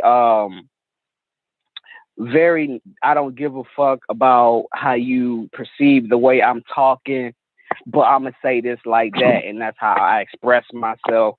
You know what I'm saying? If you can't take it, I'm female, so what you gonna do about it? Type shit. You know what I'm saying? I don't know though. I don't know. Well, I do know, but you know what I'm saying? What's your thoughts on it? What you consider? Is a hood nigga the same as a hood chick? Is a hood nigga same as a hood chick? There are definite similarities. Yes, there are definite similarities to what I just described and the male and female counterparts of that. I would say that the hood nigga is a little bit more stereotypically, like a little bit more or less intelligent as far as the way they sound when they speak.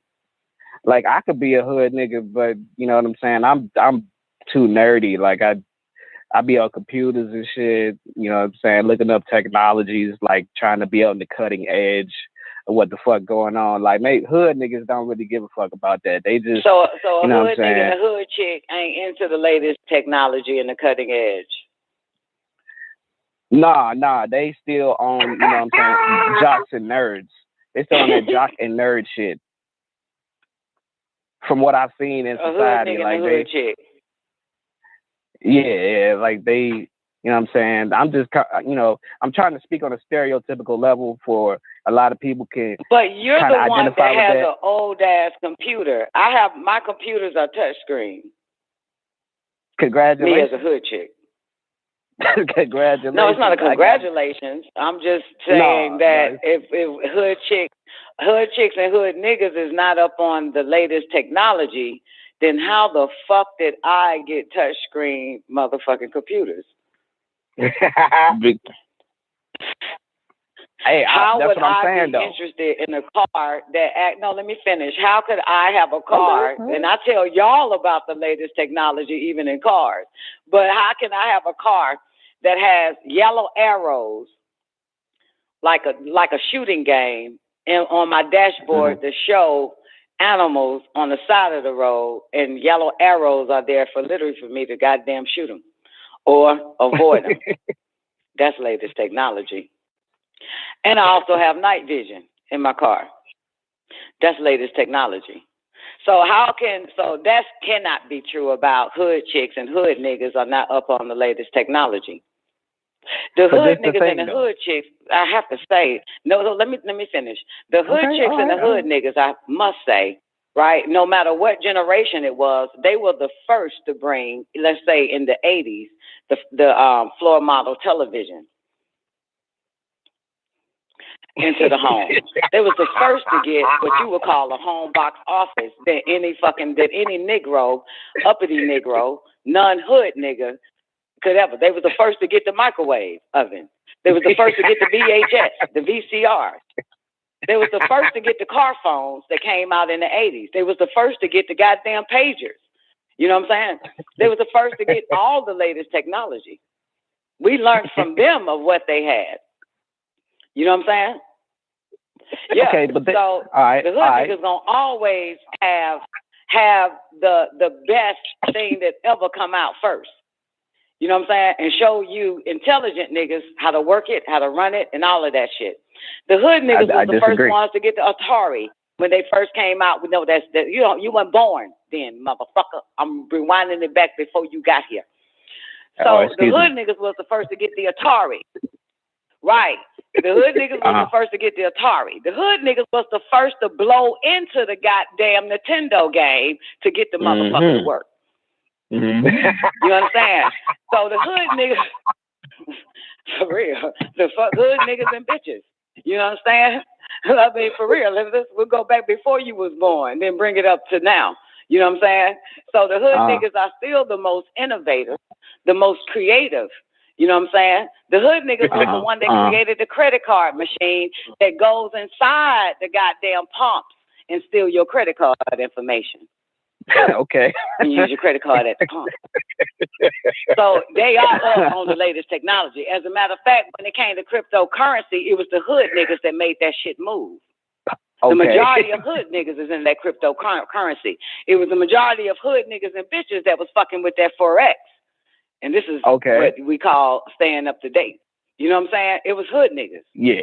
You understand? Yeah. It was hood niggas that told you about a fucking Louis Vuitton. It was hood niggas that told you about a Maybach. It was hood niggas that told you about a Bugatti. It was a hood nigga that told you that when they walk in their home, their computers, their house is a computer, and it changed their temperature, the temperature of the home as soon as they walk in, naturally.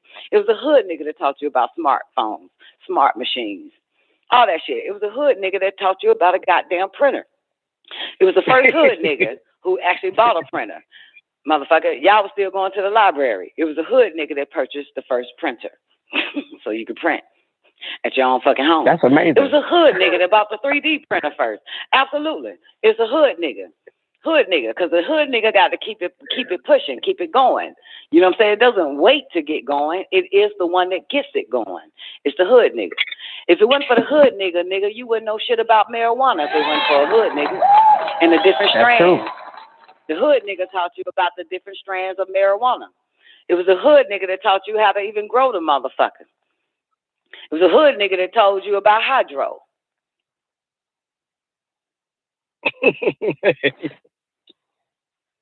Hydro. But you wasn't born when hydro came out. When that hydro came out, you wasn't alive then. You know what I'm saying? Hood nigga that actually explained it is mid-grade, regular, and all that shit. It's hood niggas that explained it. Okay? Yeah, 90 seconds. It was a hood nigga that told you, nigga, this is the chronic. It was a hood nigga that told you it was the chronic. That's right, baby. Motherfucking chronic. It was the hood nigga that told you mix gin and fucking orange juice together. Gin and juice. It was the hood nigga. Okay? The hood nigga is a mixologist as well, motherfucker. Like the fuck. Like we the teachers. Motherfucker, we teach you everything. 60 seconds. You want to know nothing. It was a hood nigga that told you to mix Hypnotic and Hennessy together and come up with a credible hoe. I never heard of that one, but okay. All right. It was a hood nigga that mixed 3 more things together and called it a blue motherfucker. You remember the blue motherfuckers everybody used to drink? It was a hood nigga that did that shit. The fuck is you talking about? These motherfuckers would have no drinks. It'll still be bland. It will still be bland. It's the hood nigga, the mixologist. It was the hood nigga that gave you astrology. Mm-hmm. Hood niggas. Oh, hood niggas, man. The fuck. What No 10 seconds. Yep, it was a hood nigga that told you your point, to that's take the world a waiting shot on the of hood tequila while you sick, nigga, and you'll be spitting up cold the next day. Yeah. The hood nigga gave you a hot toddy. That's right. That's right, hood nigga, baby. If it wasn't a hood nigga, it was a hood woman. Shit, you know it. Goddamn it, we gonna get it. Hood niggas are the same. Hood niggas is that. Yep.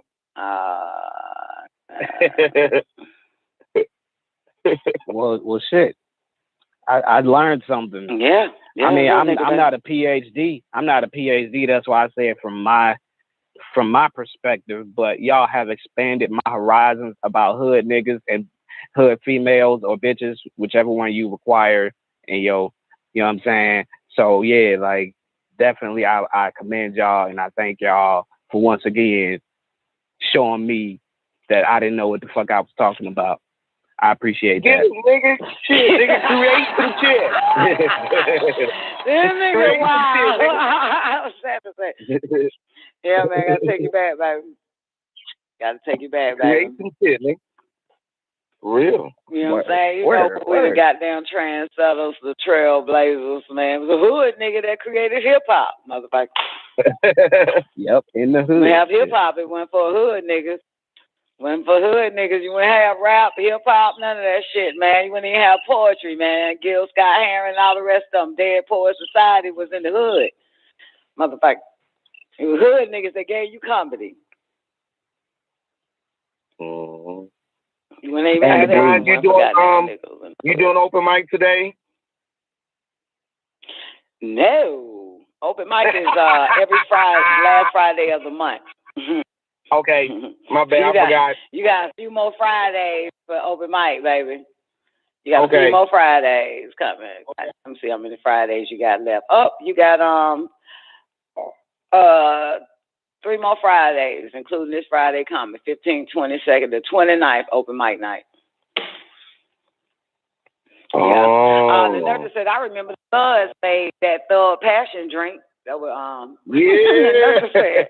that Thug Passion drink. Damn blood. Let's see that. Yeah. Thug Passion drink, baby. So, shit, baby. What you talking about, baby? Shit. You know what I'm saying? Because the hood get everything. You know what I'm saying? Hood get everything, man. Get first to have it all. You know what I'm talking about? First to have a house and shit.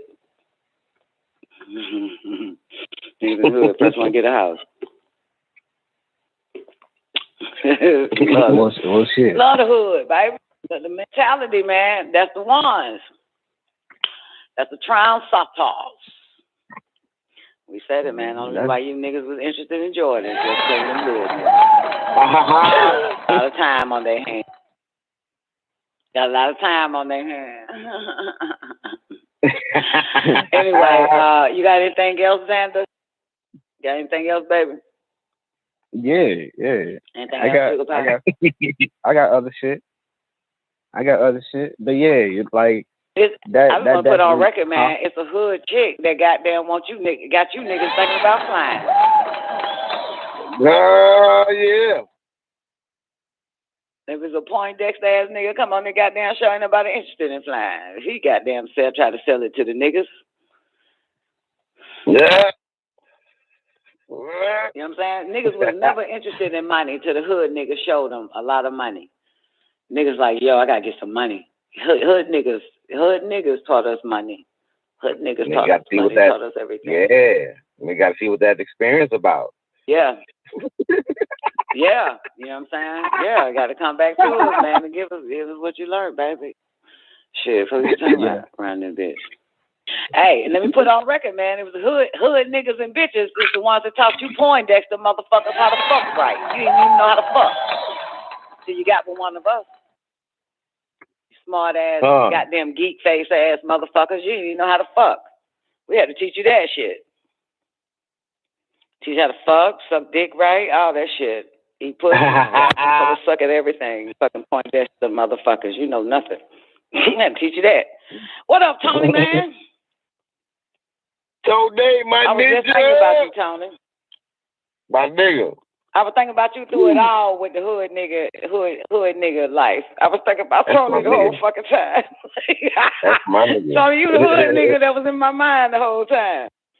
You the only hood nigga I know. You know what I'm saying? Nigga. I know now, you know what I'm saying? Like, I don't know no more hood niggas, man. You're the last of the hood niggas, baby. You and goddamn Taekwondo. Last of the hood niggas in our generation. Think about Tony ass. That's my deal. All we did was just, you know, all we did was just tone it down a little bit. That's it, you know, but we still goddamn hood and fuck. Shout out, man. We'll go put some shit on your ass, too. Word. Which doctor? I mean, technically, you know what I'm saying, we prefer hood niggas. That was something that you know what I'm saying, Nev don't like hood niggas. That's why she had a problem with SETI and all the rest of them niggas. You know what I'm saying?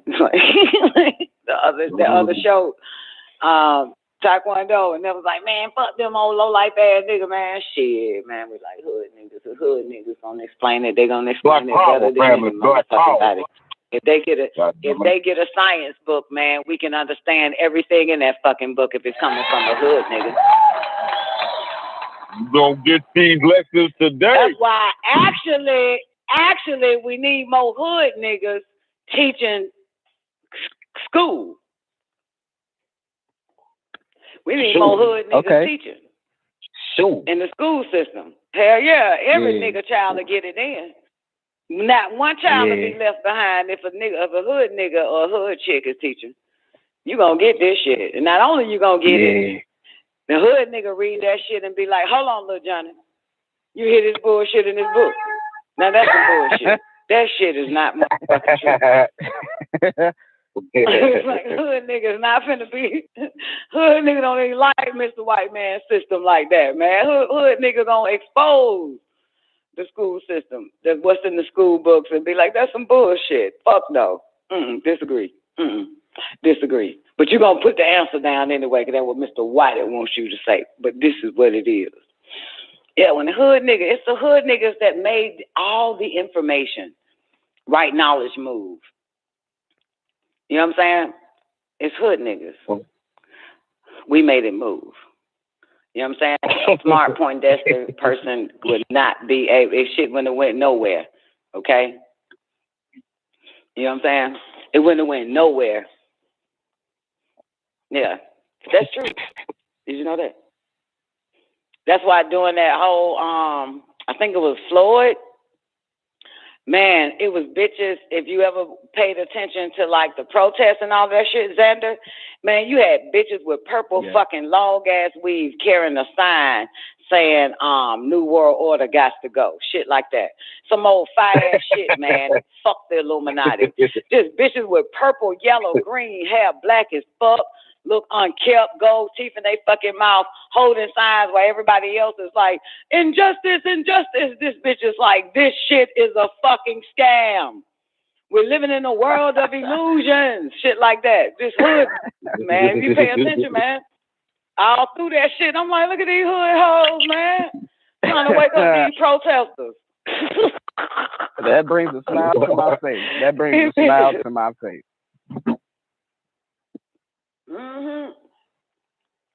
Yeah, man, holding them signs up, man, trying to get a nigga to read the poster board, man. Shit, I don't really jump out there like that too much, but I'll probably try to talk to one of them. No caps. You know what I'm saying? Because I don't know. It's just something about hood bitches. I can't resist. Hell yeah, Opposites she went attract. out of form. Shit. Opposites attract, baby. You know what I'm saying? Perform. That's what they say. That's what they say. But shit, I would like for my opposite to have the same talents and interests as I do. You know what I'm saying? So we can talk about the same shit. Then it'll be boring. Then it'll be boring. It'll be boring. It's better than you wouldn't want to do it. Boring. It wouldn't be nothing new. It wouldn't be nothing new to learn. Y'all will just be talking the same shit all over and over again, and y'all will not grow. Somebody has to go and learn something totally different from their opposite and bring it and share it. That's what makes us continue to grow. You look at it from one direction. You look at this from one direction. Though. Opposites attract. Like, let me tell you this. Let me explain this, because Doc and I are complete opposites. Okay, if we knew the same shit, then we wouldn't learn. So I learned all about health, the body, you know what I'm saying, and shit like that, because that's what it is. In exchange of that, he learned how to eat pussy better. See that? See how that shit goes? Just from one direction. You know what I'm saying? I still think you look at this from one direction. And I told him how to eat the body and drink the blood. Shit go go. See how that shit go? You know what I'm saying? It's a beautiful thing. No, opposites attract. You don't want the motherfucker to know the same shit. You know what I'm saying? That shit'd be boring. You know, go, fine. You know what I'm saying? When I found out all about aviation, brought it back to Doc started learning aviation. You know what I'm saying? Now that's another added. Then we're learning together at the same time of that. But somebody has to go find some more knowledge, some more information. You know what I'm saying? Some more of every goddamn thing. You know what I'm saying? And bring it back. Okay, but what if Doc gets into aviation so much that at some point y'all eventually you know as much as him, or he knows just as much as you. Now y'all both, you know what I'm saying, are not so much the opposite, but y'all still are learning together and getting towards towards what you would consider the cutting edge.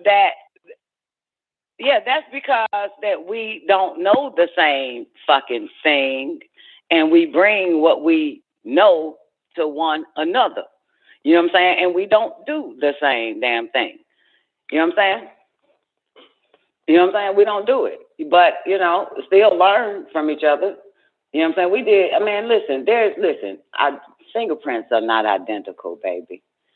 So things that we're into makes us unique, and something that makes you unique is something that you into. And what makes you more unique if you bring it to someone that doesn't even know that shit exists until you bring it to them. I got another hypothetical. You know what I'm saying? But that's still your individuality. Hypothetical. All right. What if Doc has no interest in aviation whatsoever? So when you do come to him and you say, "Oh, look at this type shit I found out about aviation," like you get nothing, and you keep trying to talk to him about aviation, you can't talk to him about aviation because he doesn't give a fuck. And so you basically just getting on this dude's nerves. And that's it. No, that wouldn't be me, because if a motherfucker don't want to hear that shit, then I ain't finna bring it to him. You know what I'm saying? But interesting enough, everything that I embark upon piques everybody's fucking interest. Because I'm from the hood. Because I'm from the motherfucking I was about to say that. That's why. Because I'm a hood chick. So when I get a hold to some shit, that shit gonna move. Everybody gonna want that shit. So there's a difference. So, you know what I'm saying? Like, for real, let's do it this way. If Doc would have bought me aviation, I probably wouldn't be interested, because delivery is important. You know what I'm saying? You know, it's all about delivery. If like, in other words, you know, hey, shit, delivery is who has it and who can deliver it to make everybody want it. You know what I'm saying? And some people are not good at it. You know what I'm saying? Some people can't do that. You know what I'm saying? So if everybody is given the same thing. No, let's say 10 people were given the same thing. Only 3 out of those 10 people will be successful at delivering that thing to the masses or to everyone in their lives that will pique their interest. Okay, y'all remember it's still going on now. Remember those network marketing situations like the energy company, the scanner and all that type of shit? You remember that? Yeah. Tony, Taekwondo, anybody? And so some nigga shows up in the hood, right? And turns somebody on to it. And their job is to get their friends and family, you know what I'm saying, to partake in it. You understand? You got it? You remember that? And they will have little meetings at their house, and the nigga guy will show up and all that type of shit and get them to sign up in hopes that they can make money bringing other motherfuckers in from that scanner energy shit. That's just as an example, right? Well, some people now were very successful, signed up everybody that showed up. Well, another person had the same shit and wasn't nobody interested in it, friends and family.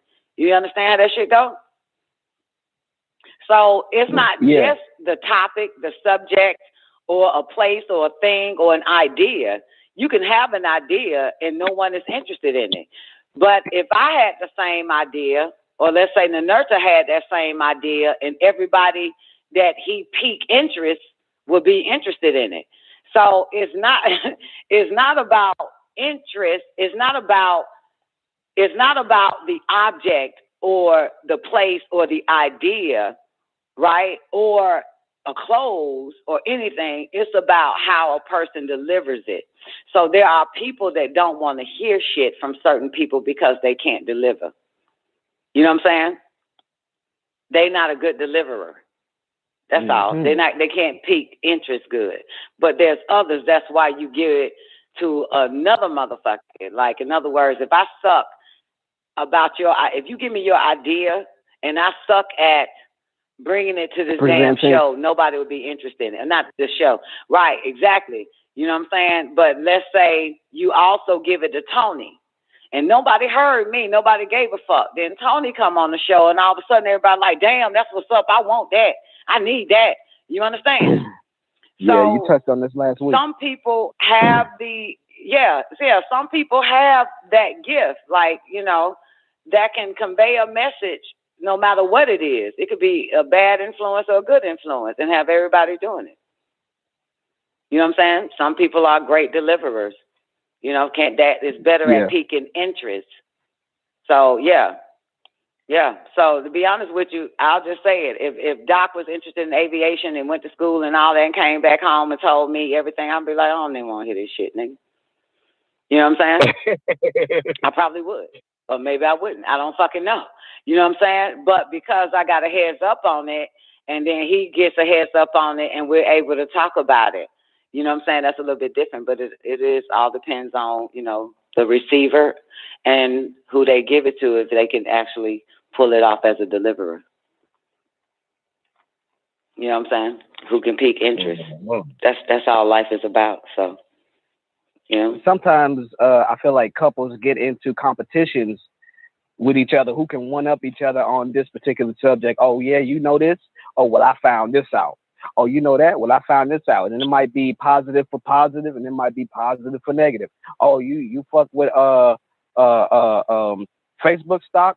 Oh, what I heard they shut down today, type shit. You know what I'm saying? It could be that, or it could be, oh yeah, well, you know what I'm saying? I invested in so-and-so stock as well, and I'm making money too, or I need stocks, or, you know what I'm saying? Then y'all just going towards the cutting edge of this information together, as opposed to either opposites attracting or big. How you started with the competition though? Where's the competition at with that conversation you just had, sir? Some people just want to be impressive. Some people just want to be impressive intellectually to their partner. You know what I'm saying? And they really are generally boring people, so they are interested in whatever their significant other's interested in because they're interested in it, like you said before. So. So you don't know what else the fuck to say after that. Okay. No, I get it. I get it. I had to clear my throat, let me man. say this. Well, let me add to this.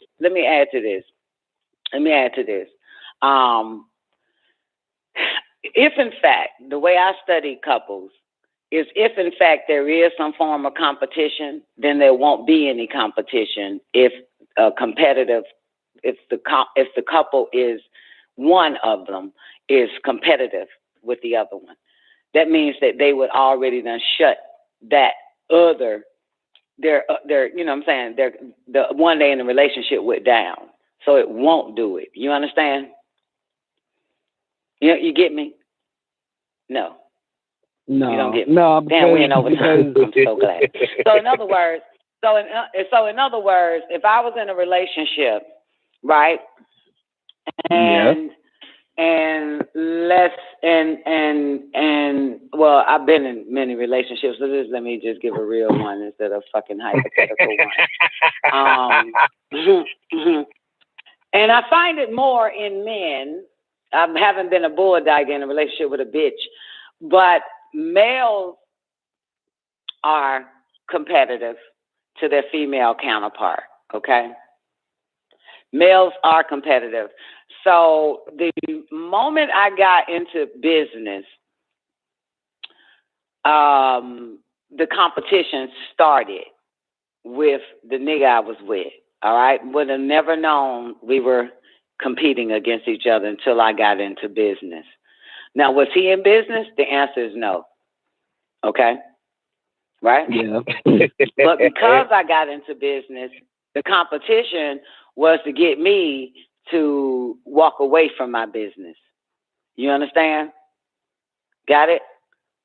And then eventually he got a business and wanted me to help with his business since I ain't doing shit with my fucking life no more. Got it? Right. And I can go on and on. You know what I'm saying? I can go on and on. I needed a fucking car. Bitch, you ain't getting no car. So he went and got a car for himself.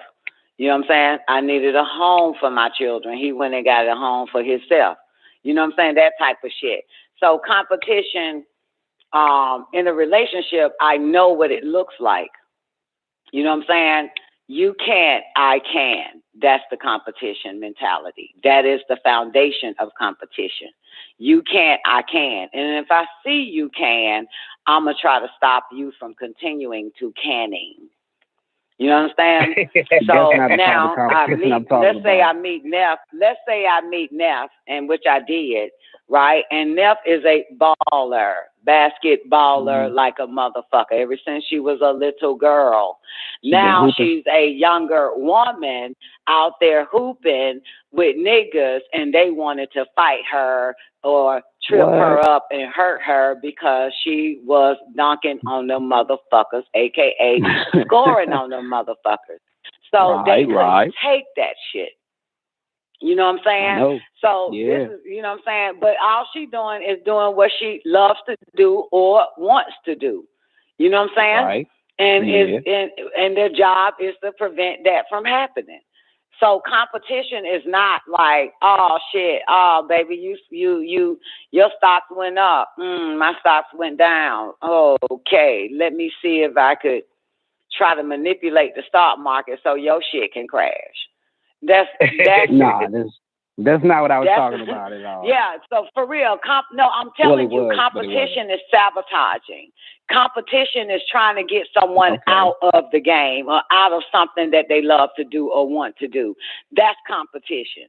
And then eventually get them and use them to do what you want them to do. You know what I'm saying? That is the end game. You know what I'm saying? Yeah, maybe I used that word wrong. In relationships. No, you used it right. You know what I'm saying? But because I've sit and I watch what competition is in relationships, you know what I'm saying? I know exactly what it is. Competition is that, you know what I'm saying? I don't really even want you to compete with me financially, woman. So you stay home and I'll make the money. That is shit like that. I don't want you to, you know what I'm saying? So, and competition can also deal with children, too. They will compete stronger for more love or more trust from the child if they see that the bond is greater and the trust is greater with the other parent. You know what I'm saying? Right, so they'll right. go I see what harder you're to try to saying. Yeah. that's competition. Yeah. Yeah. It is though. So yeah, and yeah, that's what that is. And so, because I've seen a lot of fucking, you know what I'm saying, traits of competition in relationships, I tend to watch out for that shit because I know what that is. Friendship is the same thing because relationship is relationship, whether it's sexual or platonic or not. Friendship is the same goddamn thing. Two friends, they could be of the same fucking sex. One is really competing by trying to show off what a motherfucker got, but in his mind is trying to prevent the other person from climbing the fucking ladder on its own life, its own individuality, stop what it's doing and help me do my shit. That's right, competition. just like on when someone is not competitive, when two is in a relationship and there is no competitive, you know what I'm saying, you can keep doing what you're doing and I'm gonna keep doing what I'm doing. There is no stop. You know what I'm saying? Drop and fucking roll for a motherfucker. You know what I'm saying? When it's non-competitive friends, non-competitive male and female in a relationship, you know what I'm saying? When it's non-competitive, you want everybody to keep going and keep winning. And you would expect that from everybody else that is in relations to you, but that ain't the case. So you know competition. The root of competition is jealousy. Oh, the foundation of competition is sabotaging. Is to prevent one from continuing to succeed. Whoa.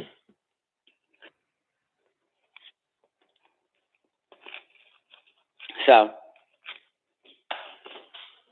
you know what I'm saying? The other one from then you find out that proceeding. parents are competitive with their children. And again, and I say parents are jealous of their children because jealousy is the foundation of competition. You know what I'm saying? In relationships, whether it's parents and child, husband and wife, friend to friend, a coworker to coworker, they all become cutthroats. But the foundation of that is jealousy.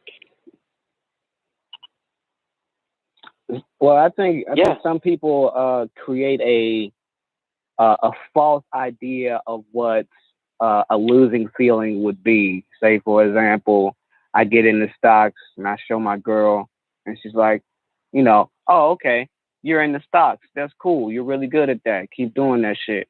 Or she can come back with, oh, okay, well, that's interesting. Yeah, that's cool. You're pretty good at that. And then learn some new shit on top of what I done taught her and come back and say, yeah, you're impressed now, aren't you? You know what I'm saying? Just to show that, you know what I'm saying, she's with me and she, you know what I mean, she has intelligence and she's just waiting on, you know what I'm saying, what you bring to the table.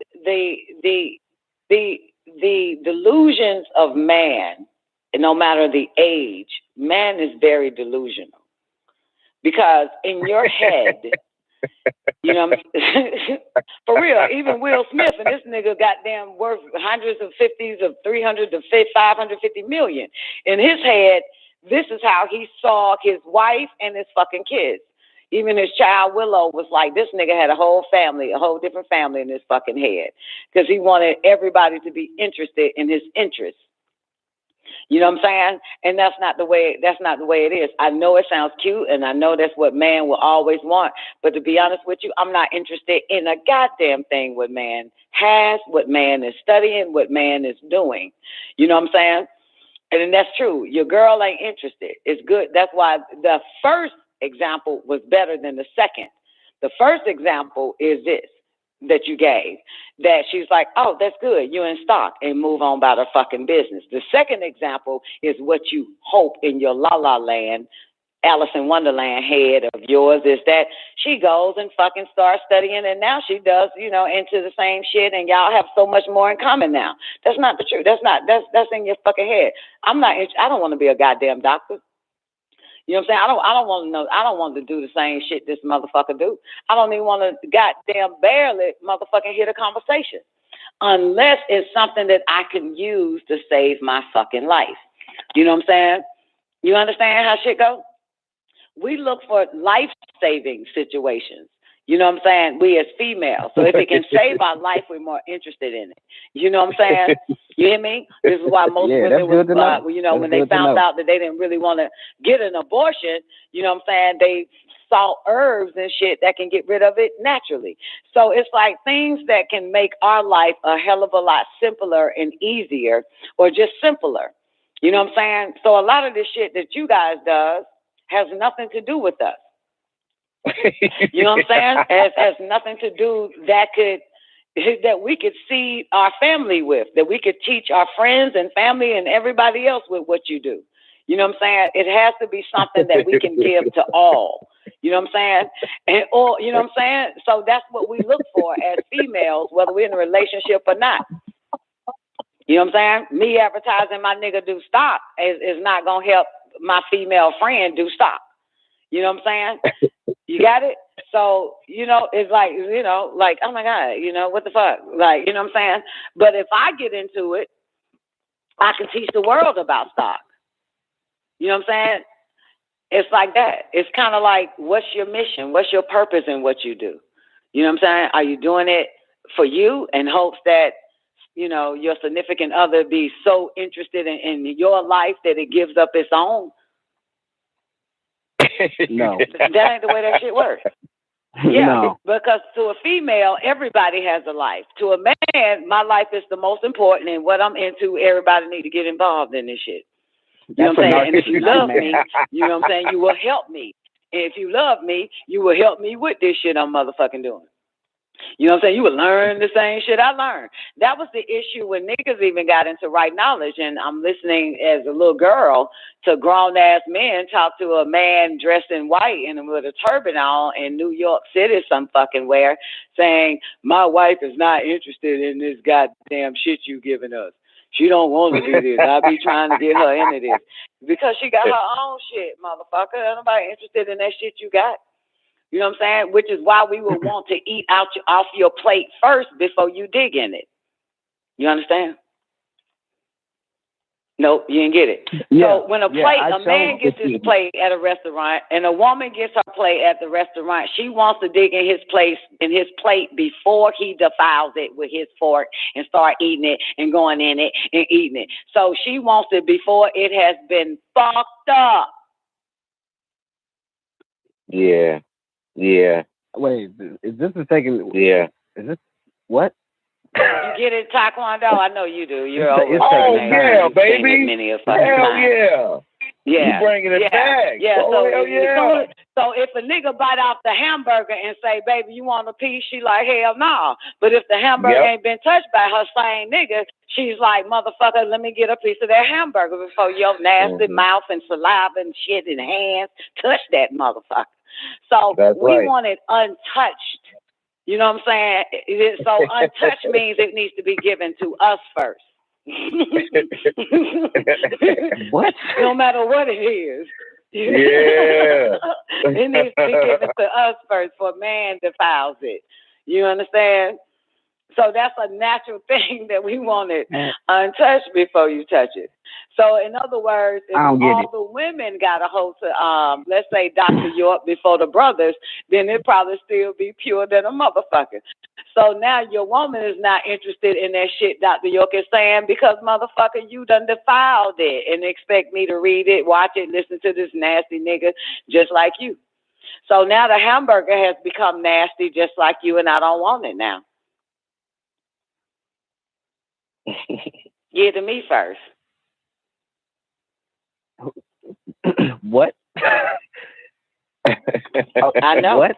I know it. So anyway, and I'm going to help you with the what. So anyway, there was a story, symbolically or metaphorically, that the apple was bit off first by way of the woman.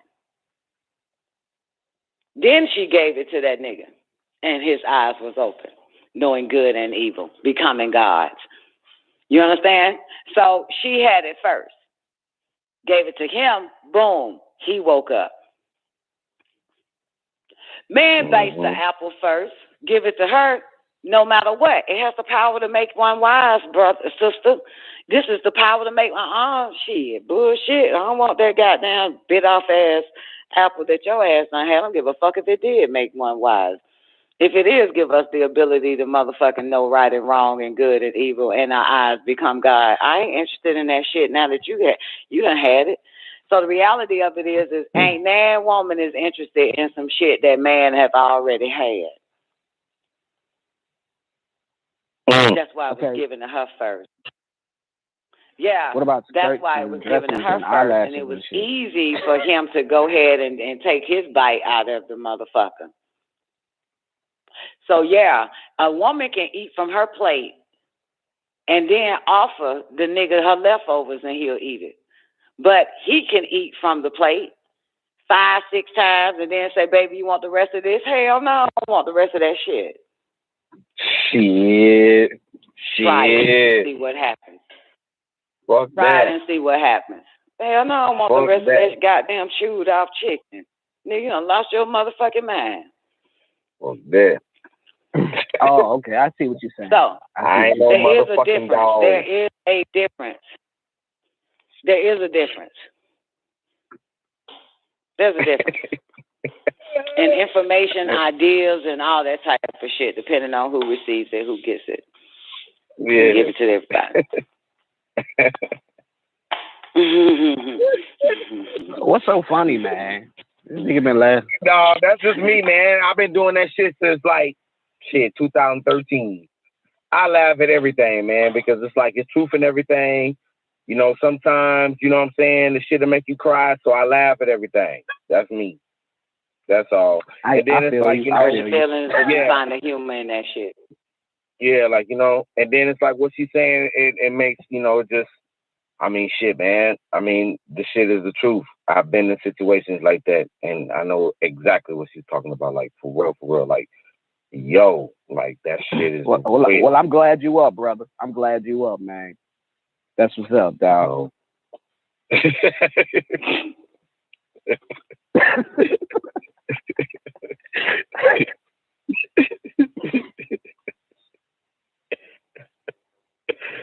Shit, hell yeah, that shit be helping the player out.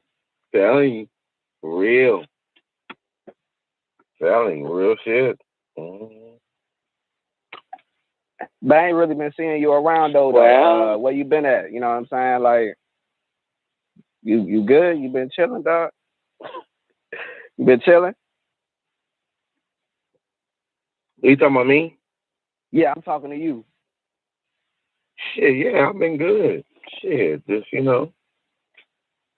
Shit, man, I'm in hideout. You know what I'm saying? Just trying to wait till things go in and cool down so I can go ahead and do my thing. Because, you know, I see things and I feel people be trying to, you know, get off a nigga energy and shit. That's cool. You know, everybody got to do it, you know. But I'm taking a different approach this time to the point where, you know, I'm letting them get whatever they need to get off of, and then I'm going to shut it down. Shut it down. Shut it down.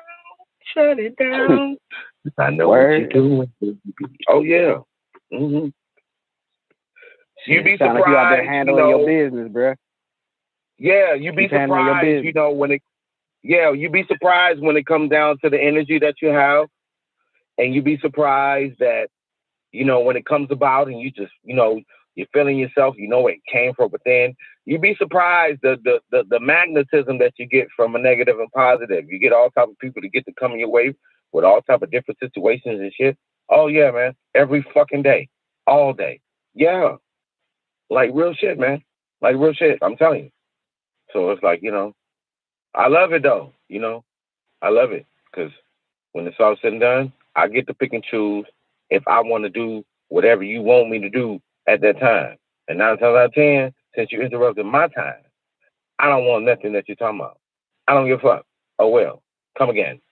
Leave me alone right now. I mean, real shit. I mean, shit, you know what I'm saying? Word. I mean, and I have a right to be like that. Yeah, I have a right to be like that because, you know, for the simple fact, it's like I'm knowing what I'm going through every day. It might not be the best of life or whatever the case may be. But the whole thing about it is that I'm watching myself doing this shit, you know? I'm not looking for everybody to be like that, like, oh, yeah, you need to watch your life. No, I watch mine. So this is what I do to the point where I can be like, okay, well, you know what I'm saying? So it's not like I'm waiting for somebody to go ahead and make my life glorious, I do that. You know what I'm saying? Like on some shit, I step in shoes that people don't want to step in. You dig? So, you know, like for instance, you know, my friend calling me right now. She wants to wait though, because I'm trying to get my shit off for leave and shit. But you know, it's just that, man. I'm a motivational motherfucker, man. I learned that from a lot of good cats that I have in my life right now. So that's what I do, even at the drastic times that we in right now. You know, I still maintain and have my energy to the point where, nigga, I'm in good hands with all states. You dig? You know what I'm saying? Like, you know, I'm you know what I'm saying? I'm keeping hope alive. Word.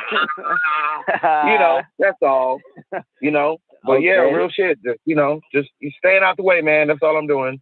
Staying out the way. You know. I mean, like I say, I'm just, you know, I don't know if it's on record. If it's on record, cool. But I go to and from, man. I'm a Gemini, which I'm really all signs. But I understand, you know what I'm saying, when it comes down to the Gemini side of me, I go to and from, meaning that masculine and feminine, I go to and from, meaning that I'm not the one operating this shit. So it's like, you know,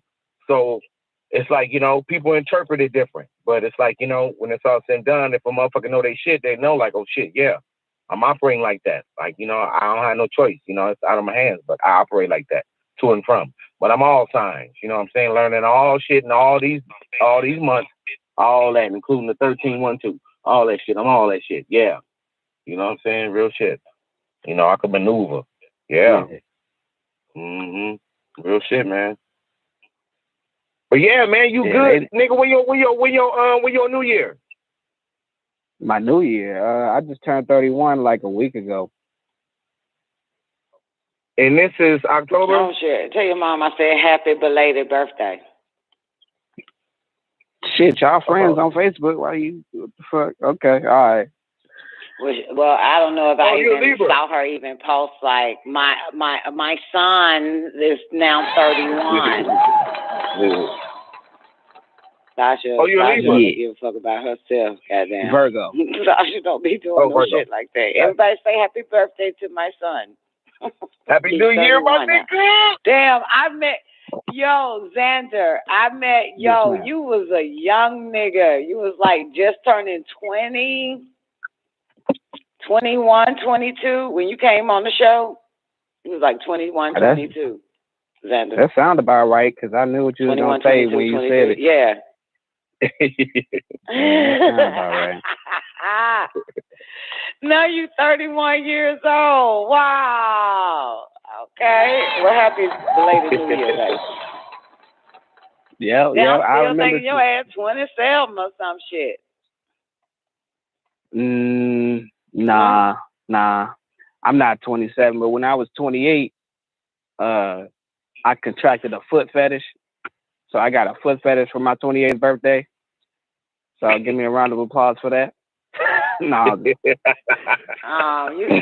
31 now. What'd you get for it? What'd you do for your 31st birthday? I don't be trying to like fuck feet or nothing. I just like to look at them like, you know, say, oh, those are pretty sweet, you know. And then I move on with my day. Like I'm not on the internet. When I was paying. 16, that's how I made my money.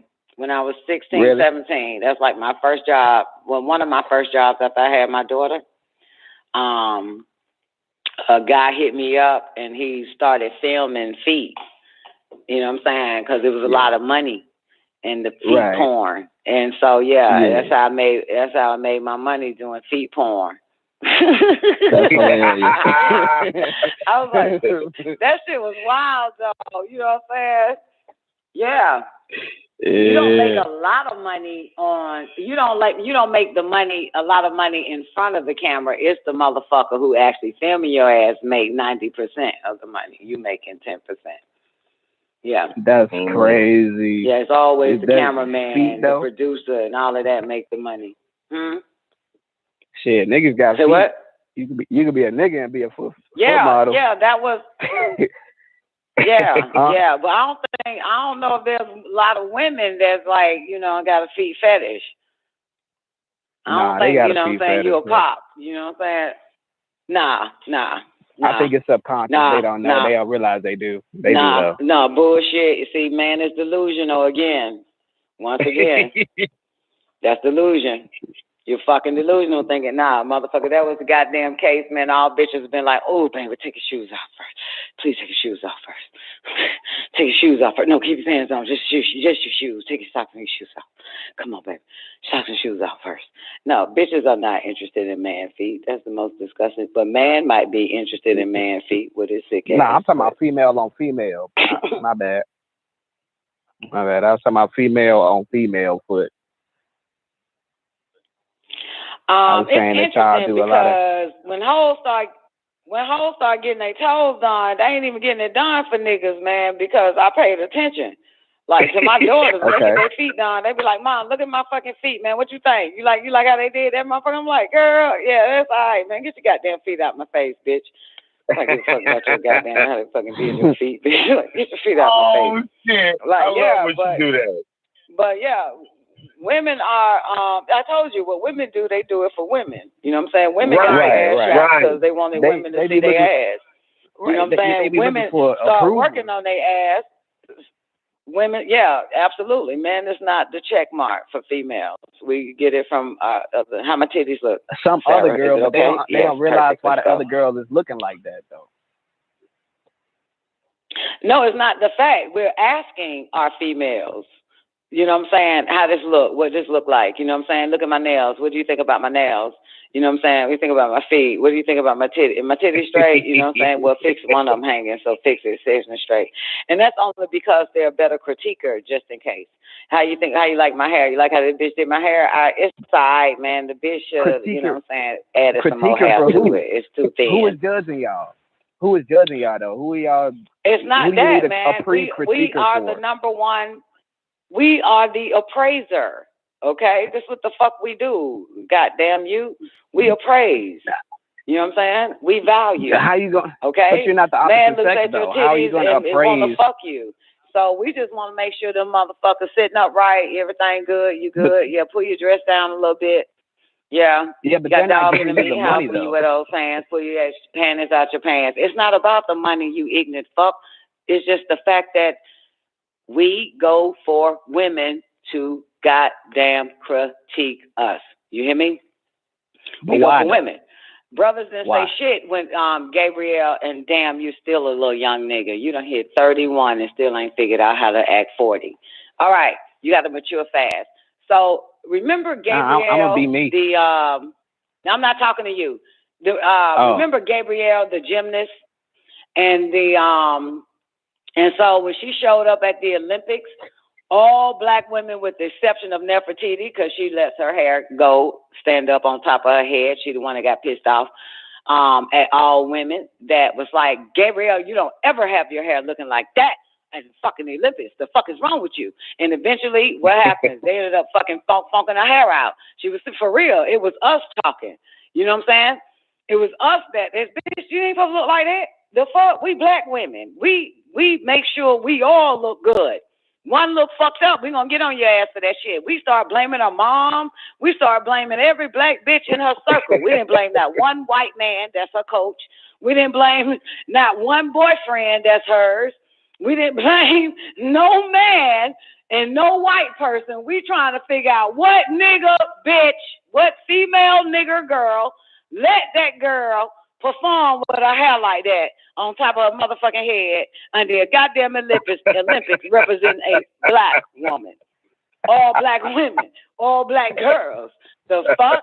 So, bitch, fix your shit. Now, we ain't get no money for telling that bitch that shit. We don't want nothing. We just want all our sisters that represent us, something that men don't do for each other, is to look right and exact. It don't matter. Look good to us. Look good to us. Okay? Period. You know, about money, motherfucker. Make us all look good around this bitch. If you fucking talking about, got my aunt, my nieces, my granddaughters, my goddaughters, my friends' daughters, all in front of the face fucking TV ready to see your ass, and you look like a bag of hell. Fuck no! We don't play that shit. That's what they call cancel culture now. That's just cancel culture. Niggas could have did that, but niggas don't. Fuck what they call that shit. It's still in all black women. Even when Twain sent me pictures of her baby birthday, I said, who put the goddamn weave in her fucking hair? Why? What? You know what I'm saying? So I was like, I did. Twink was like, I did. I gave him 2 ponytails with fucking goddamn crochet weave in it. I'm like, don't you ever do no shit like that. My like, daughter's head you is know not a what I'm talking about? pom-pom. She's already Okay? beautiful. Yeah, she's already beautiful. The fuck got perfect hair, perfect skin, perfect every goddamn thing. You gonna put some stringy ass goddamn raggedy ass shit in her hair like that. Man, don't do that. Not when she perfect.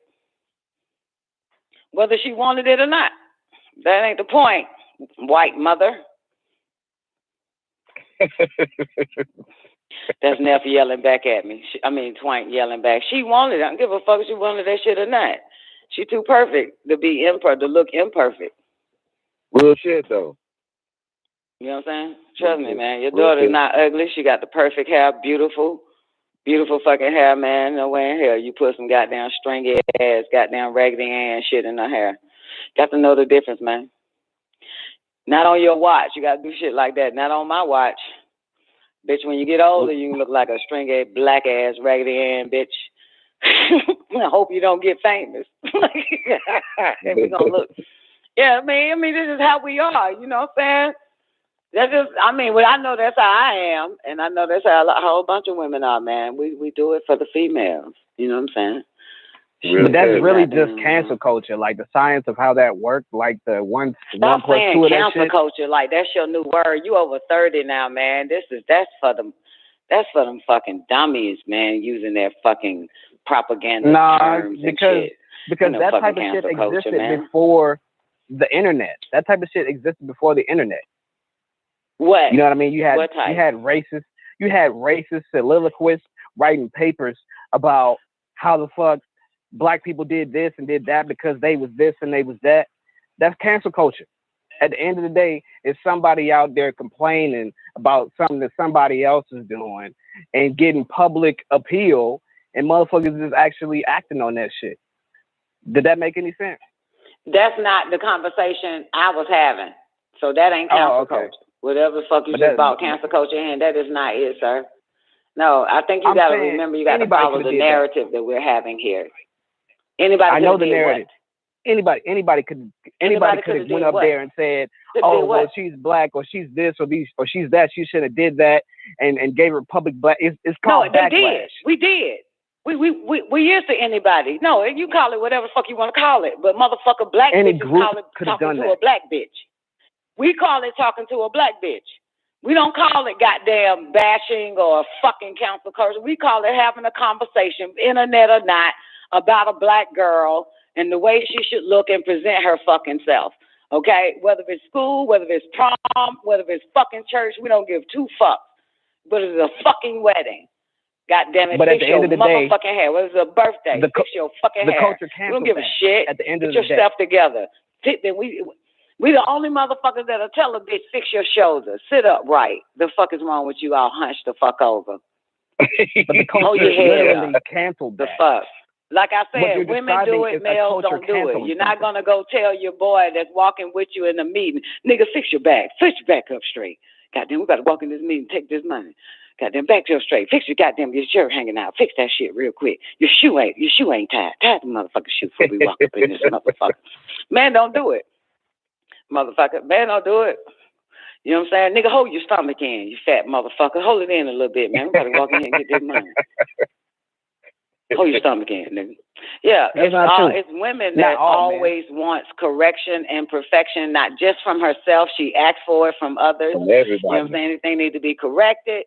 What I look like, you know what I'm saying? Like, it's not just her wants to correct herself, needing correct from her other female counterparts, her female gender. Nah, it's also, we just do it. That's just what we are. Sit back and watch. You'll see. But I thought y'all dress for yourselves, though. Don't y'all do that? But it's a way that you do it. It's sort of like a cultural way that you do it. Ourselves is for one another. I mean individually, but okay. Yeah. Ourselves is for one another. For each other. You understand? That's gay. Okay. Well, hey, call it whatever you want to call it, motherfucker. I'm just doesn't playing. matter. I'm not homophobic, dude. It's just like it's cancel culture. Yeah, bro. and we also do it to it's cancel we culture. do it to males. We don't do it to males to make him. You know what I'm saying? We don't do it to males like how males do it to us.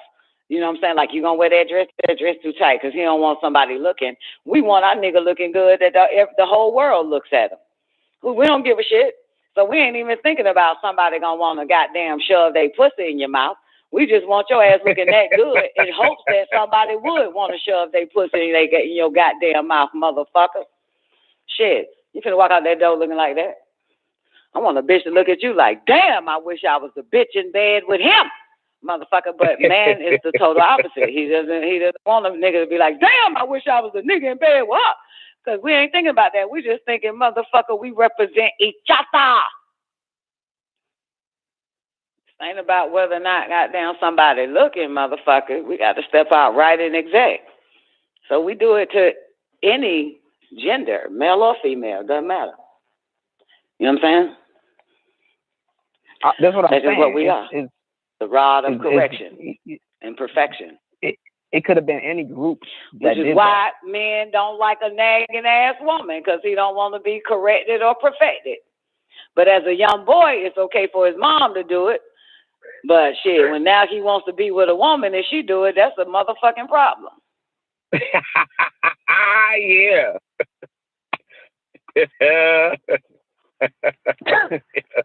So we say, fuck this, let this old low-life nigga look like a low-life nigga. Going back to my girls in the hood then. How this look? How you look? Good. Let's go. Boom. Fix that. Boom. Fuck it. You know what I'm saying? Because we can take it, the rod of correction. We can take it. That's why you can actually sit that bitch down, Vander. And that's the bitch in you. You can sit that bitch down in your fucking life and you say, look here, I don't like the way you wash them dishes, Sarah. Okay. You know, next time you wash dishes, put some soap water in the bitch first, then let the dishes soak, and the bitch will do it. You know what I'm saying? And the bitch will say, okay, he don't like it this way. Listen, you listen to every married man, every married woman, she'll say, he don't like when I iron his clothes like this, so I got to iron his clothes a certain way. He doesn't like when I wash his clothes with his motherfucking work clothes from his other clothes, so I got to wash them separate, because obviously she's okay with getting corrected and perfected. You know what I'm saying? So she knows what to do, what not to do. You know what I'm saying? And how to do it. If he don't like it that way, he don't like his eggs running, so I got to cook it an extra 45 seconds. Shit like that. You know what I'm saying? Because she can take it. She can take it, motherfucker. She can take it. She can take it. You know what I'm talking about? Which is why she'll be the first to be raised from the motherfucking dead. She can take it. Understand that. The children can go off on the mama all day long and she'll sit there. Okay, little Johnny, I'll work on that. You know what I'm saying? Child try to go off on the dad. Hold on now, motherfucker. I'm your father. You gonna sit your ass down some motherfucking well. You could have got that put no finger at me, telling me what the fuck I need to correct in my motherfucking life. So, yeah. You know, this motherfucker, he can't handle it, weak ass nigga. He can't take it. So, you know, that's why men go around talking about bitches mad too much, get attitudes and all that type of shit. So do your fucking kids, nigga. But he blamed the woman. He say, yo, you bitch, you turned the kids against me. Well, what happened? What happened to you and little loose neck? He gonna tell me what my problem is, and I told that motherfucker, no, it ain't. He got that shit from you.